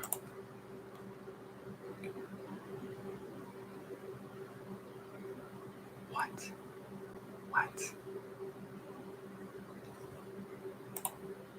Oh, an existing variable I ingredient. An existing variable I ingredient.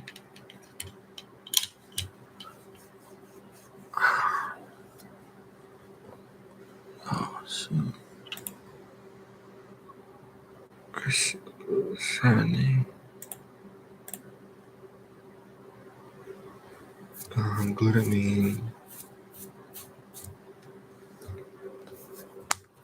Glutamine, you are,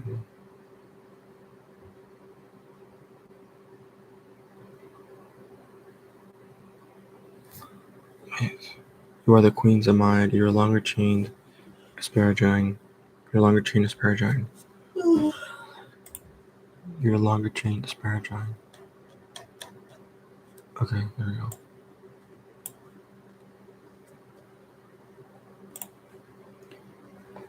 Methionine.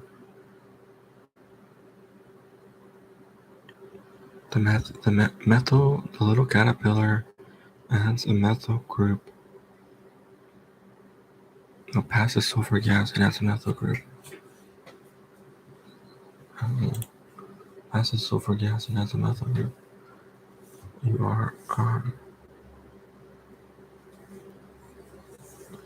you're hydrophobic, not polar.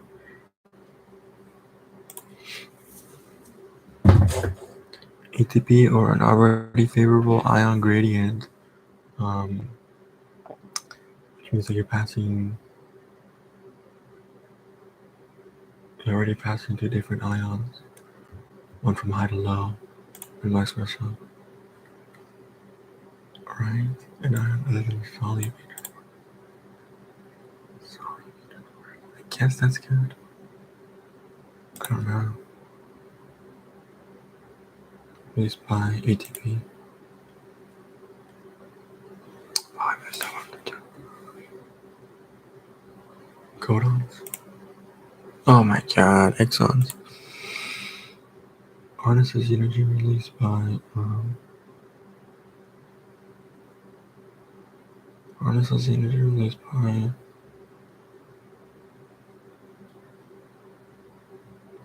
one ion going from high to low. Right.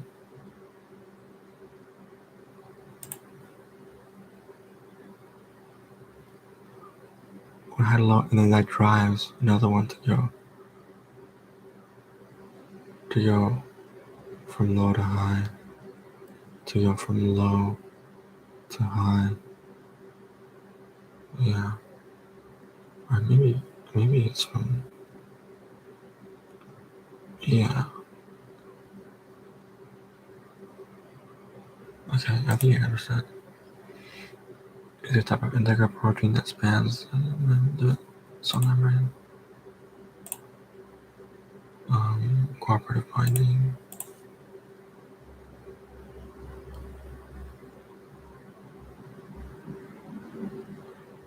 ATP, breakdown of ATP.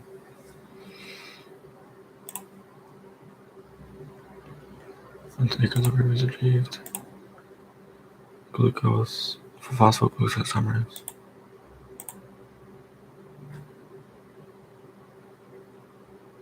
You're positive then. Or an already favorable, an already favorable concentration gradient that is moving one ion particle from high to low, and another one from, well, another one is using ATP from low to high, right?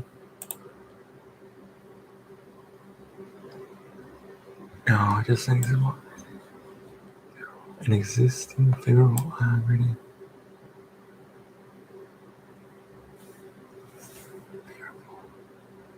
Existing favorable ion gradient.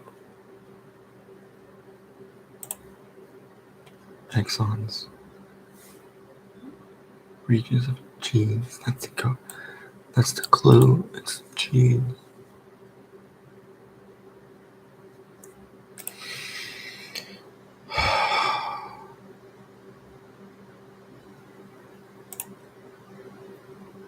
Or a favorable ion gradient. Existing favorable ion gradient. And active transporter moves against the concentration gradient, and that's why it needs the breakdown of ATP in order to do it. Released by, well, I guess released by primary, which causes one ion to flow from high to low, and then another to flow from low to high in any part transport. Or an existing favorable ion gradient. And active transport moves solutes against their concentration gradient.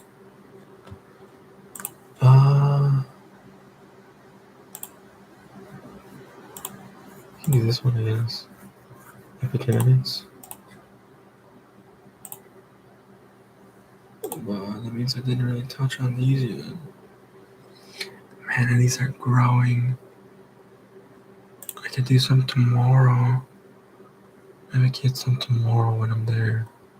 And then I can get some more tonight to try and knock it down a little bit. I can't keep letting this grow. This can't grow. I cannot let this grow.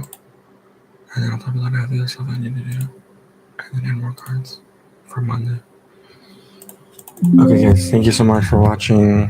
Have a good night. Thank you so much.